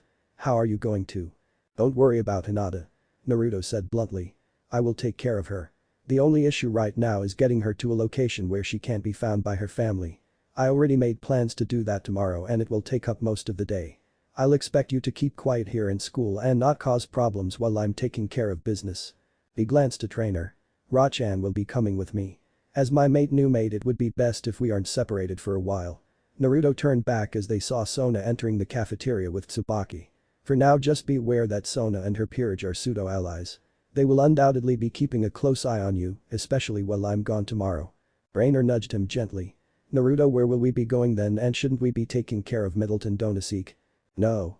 Unfortunately, this takes precedence, although I'll leave some protection behind just in case. As for where we will be going, that's a secret. I'd rather show you. Anyway, as soon as I get back I'll eliminate this Donosek and, if I need to, help convince Middle to join us. Naruto stopped talking as Sona and Tsubaki sat down with their lunches. Both of them looked between the fallen, their expression unreadable. A tense silence settled over the 5 supernatural beings as the devils stared at the fallen. Eventually it was too much and Kalwarner snapped. What? Sona nodded. I thought so. You don't pose a threat. I was simply making sure. Kalwarner looked peeved but didn't comment. Sona turned her gaze to Naruto and Rainer, whose arm hand crept around him. Their eyes, both dark violet, met. Rainer. Sona. So Naruto-san is your mate. Rainer smiled at that. Yes, he is my mate now. Do you have a problem with that devil? Not necessarily. I'm only curious about how you feel about it. Naruto-san tells me you're happy with the arrangement, but I have a difficult time believing that a devil and a fallen can have such a relationship. His choosing you as a mate is also something of a personal and public issue. Sona frowned. I'll be blunt. I don't trust your kind. Whether that is because we are natural enemies or I have been raised to feel this way is irrelevant. What matters is that I don't know if I can trust you. Really? Rainer scowled. Let me put it this way. If Naruto takes his throne as he's told me he will, I'll be your queen. I personally don't trust devils all that much either, however Naruto-kun, in changing my opinion of your people. My point being that I will choose his side over any other. If you take action against me I could care less. You already told me you don't like me, but if you do anything to harm Naruto-kun or cause his plans to stall, she glared holes in Sona with her suddenly harsh gaze. I will take serious offense. Subik snorted. You think you stand a chance against the heir to the Citri house? Naruto chuckled at their exchange, earning a wary look from the two devils. He smirked and leaned to the side, kissing Rainer's cheek affectionately. What he said next rocked them back a bit. You should be careful, Sona. I have enough power to destroy this school without so much as moving from this spot or speaking a single incantation. And as long as we're close together, Rochan can draw on my power and I can amplify hers. Of course I haven't taught her how to do any of that yet, but I intend on making her as strong as she can be. You may be able to kill her with ease at the moment. His eyes hardened. However, that won't be the case for long. Naruto felt Rainer shift slightly, her eyes moving from Sona's to his. Her cheeks were a bit pink and her feelings shifted across their link briefly. He allowed his own to reach Rainer as he leaned in close once more. I hope you don't mind doing some training tomorrow as well. She shook her head quickly as they at last started to eat. Ashina Uzumaki let out a sigh of defeat. In one hand she held a report from her servant that she'd sent out to find her son. It was quite a bit sooner to arrive than she thought, but for good reason. Dear Kushina-sama. I've had some difficulty finding any trace of your son, Naruto-sama, but I did discover a trace of your husband's teleportation magic near Tirie town in the lands owned by the Astaroth house. However, due to the knowledge that your husband is currently on an important mission elsewhere, I have come to the conclusion that your son is or was in the area. Furthermore, I have it on good authority that the Astaroth heir is dead. For some reason the family is trying to keep it a secret, but their servants do not serve well as mutes. The word on the street says that he was killed by a high-level fallen angel woman who visited him not 4 hours prior to my arrival. In addition to this, it seems that your cousin is not informing you of important events. The heir to the House of Gremory is apparently engaged to the second eldest son from the House of Phoenix, named Riser. In addition to this, I heard a rumor that this is not a desired outcome for the young heiress. I would advise you to attend this marriage ceremony as it might help your relations to Surzich's Lucifer. Lastly, I would offer the suggestion that you send your husband's perverted acquaintance to search for Naruto-sama, as his skill in tracking are second to none. Respectfully, your servant, Yuago. Kushina grimaced as she reread the letter. This really was a problem. So her dear cousin thought he could keep her in the dark. How brave of him, but he really should have learned his lesson by now. It was about time she took some matters back into her own hands. She lifted her other hand in which held a second letter, the borders running with golden script. She allowed her eyes to trace over the words again, while a small smile lit the corners of her lips. Kushina-chan. I hope this finds you quickly as it wasn't easy for me to convince someone to deliver it. I've been working here for about a month now, but made no progress with the old man. He's as stubborn as ever and hates being interrupted more than you hate perverts. However, I did find some rather interesting things here that I may bring back with me on my next time home. On another note, I've met someone very interesting here. I never would have thought to meet a member of the Nine here. He reminds me so much of our old acquaintance that I nearly embarrassed myself in front of Makuba. Anyway, my messenger is becoming impatient and I must be on my way. Make sure to tell Naruto I love him and try to smuggle him out of the castle. That boy needs a girl before your idiotic cousin tries to arrange another marriage. With love, Minato. Yet another sigh escaped Kushina as she finished reading her husband's letter. I wonder what Minato would say if he knew Naruto had left the castle only days before his letter arrived. He'd probably take the opportunity to show him the sights. I always was trying to keep Naruto from seeing. Kushina rubbed her temples and thought. Maybe I should go to this wedding and speak to Surzich's. It would be a double opportunity. Perhaps I can have this wedding cancelled. I know Naruto hates arranged marriages, but if only there was a way to make it work. Alwerner looked around the large apartment that Naruto was currently living in with Rainer. It felt strange to be there. Probably because I'm being completely ignored. Calwerner never really understood the meaning of the saying feeling like a fifth wheel until now. As it was, she was sitting on a long couch with her feet up on a low coffee table, listening to the low moan coming from the bedroom. She grumbled to herself as she sat there.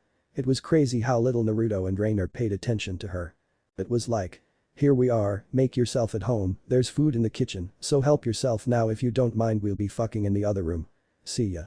Alwerner wished that if she absolutely had to listen to the two of them doing it, she could have at least been allowed to join in. This wasn't going to happen though. When she'd mentioned the fact that devils of the Lucifer line typically had upwards of 3 wives, Rainer had made one thing perfectly clear. While she was perfectly willing to share Naruto with other women, admittedly not happy about it, she would have her alone time with him before she was forced to do so. So put another way, she refused to let her friend have a piece of the devil prince until she'd had her fill a number of times. I guess that's fair, but damn, it's making me horny just sitting here while it happens. Then again, a thought popped into her head. Calwerner rummaged through the small dimensional pouch she carried with her, swiftly pulling out a little red book.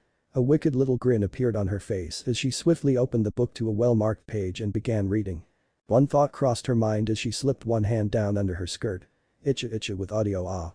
Standing in a huge cathedral-like room, a tall blue-eyed woman of intimidating stature stood, looking annoyed. Her long wavy blonde was curled around one finger endlessly as she watched 2 servants. The 2 squat blonde men were busy picking and pulling threads out of a large family tapestry. The massive piece of fabric was nearly 30 feet long and 10 feet high, spanning one section of the western wall. Originally it had depicted her with her husband and their 2 daughters, however it had been reworked recently, as in the 5 minutes it took her to use the restroom, and now all 4 figures displayed were now shown stark naked and she'd been depicted wearing expensive lingerie. That little shit has guts. Not only does he put me wearing that, but he has me wearing a cheesy human brand. I'll break his legs if I catch him alone. A small frown forced her eyebrows to meet in a gold V. This was getting to be too much. Every single day, every 10 minutes something went wrong and it was starting to get on her nerves. Like very on her nerves. If she didn't find something to blast into oblivion, she would go crazy. She was still watching the servants unpick the alterations 30 minutes later when her husband returned from his meeting with their king. Freya turned to him, her lips twisting into a smile. Did Odin say he could restore your beard, dear? A solemn shake of the head and a lively twitch of his violently pink beard told her that it wasn't possible. Her husband's soft grimace turned into an aggrieved expression she knew well. After all, they were Loki's favorite targets, mainly because they'd already lost the privilege to go after him. Seeing how Loki could come and go from Asgard as he pleased, it was less than easy to catch the little cretin. She was forbidden from leaving after an incident with Azazel, the Fallen's current leader. And her husband was restricted to the usual means for leaving. Loki could be in the underworld before he managed to convince Tyr to let them out. "That brat is going to pay next time I lay hands on him," he grumbled. "I swear it was bad enough with him rearranging the furniture in the house in the middle of the night. But this? Permanently coloring my beard pink and then dipping it into a cup filled with Styx water. Now my beard is indestructible and even I can't shave it off. I'll have to wait 200 years for it to grow out." He cast his blue eyes downward, sulking. "It's alright. I'll hex him with something nasty next time the court dines together." He nodded. "That would be excellent. You're the only one who can fool Odin into letting you sit next to him. I just hope he doesn't bring that damned mutt next time." The thing's begging was nearly intolerable. Freya just sighed and went back to watching her servants toil. It really was a shame she could do something more permanent to Loki, but he was the god of tricksters. Fooling or pranking him to any great extent was nearly impossible. She pulled a hand through her hair again. "If he does too much more this week I'll start getting gray hair. I'm a goddess for Odin's sake." A while later Rainer was lying in Naruto's bed, still breathing hard. She brushed the hair out of her eyes as she rested her head on one arm, watching him. Their second time hadn't lasted nearly as long, but it was still almost beyond belief how amazing he was in bed. Hell, she couldn't remember much of the last 20 minutes, except that she really wanted to do whatever it was, again. She sighed as Naruto pulled out a long stylus and a sheet of parchment. She didn't know what he was doing, but it had something to do with what he had planned tomorrow. Which, she believed, would include a visit to one of the outer mythos.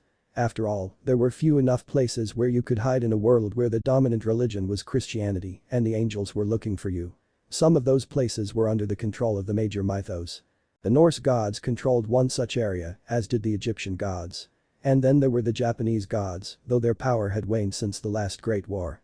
Any of these mythos could hide from the devils, angels, or fallen with ease. Such was the reason why they still existed.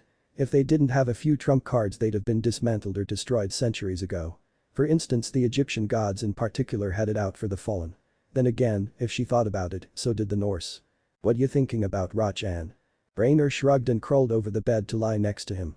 "Not much. I was wondering where we're going tomorrow, I guess." "Well, there is a favor that I'll be calling in tomorrow and with any luck I can meet an old friend. Anyway, it will allow Hinata to stay hidden until I decide it's time to come out into the open. I'm not sure when I'll do that though, but if the world keeps forcing my hand it'll be sooner rather than later." She nodded and watched as he cut open his wrist with the tip of the stylus, quickly dipping it in his blood. A thought popped into her head as she watched him there. Naruto-kun, you didn't tell Kalwerner about how you knew those two angels or about her home village. Would you tell me about it?" He turned his head slightly. "Sure, it's mostly my dad's fault. Or I suppose I shouldn't call it a fault. It's just that he's the reason I know anything about angels. Sometime before I was born and a long time before he met my mother, he made friends with the old leader of Konoha, which is the pure village. All the angels born within the walls of the village are eternally pure as they call it. Anyway, my dad actually helped to run the village for a very short time. I don't know a lot about it myself, but there was some sort of catastrophe and he left." So Rainer pondered with a hand under her chin. "Your dad, who was a half-human, half-vampire prince, somehow made friends with the leader of an angel village. How does that work?" Naruto smiled as he started to sketch kanji. "It's something to do with my dad's human side. On my dad's human side his family was very open. They made friends with everyone in their pursuit of knowledge. It didn't matter to them if you were an angel or a devil. Originally my dad's family was devoted to one of the alternate mythos, but after the different mythos started to really decline the family cut their ties and started to practice alchemy and human magic." He grinned. "My human side is better known than my vampire side in most cases, but that's beside the point. Eventually my human ancestors decided to hook up with the vampire house of Vosk, which is a side branch from the Valdi family. The Namikas helped the Vosk make a bargain with the infinite dragon god and it permanently bound the two families together." "You're a prince in 3 ways then?" "Sort of. My human side isn't really royal unless you count the old status granted by an ancient mythos. But about 2/3 of the Namikas that are left, not many mind you, are vampire hybrids. My father took it a step further by marrying a pure devil." "So which old mythos was it that your ancestors worshipped?" You'll see tomorrow." He smirked as he finished his writing and licked his wrist clean before blowing the blood dry. "Naruto." "Hush hush." Naruto leaned back and bit her shoulder. "Ow." His eyes turned crimson as he let his stylus and papers fall to the side. He crawled over top of her, pinning her to the bed. "Now I believe I'm done for the night, well, with writing anyways. What if Naruto Devil Heir High School DxD end here, and thanks for watching my video till the end.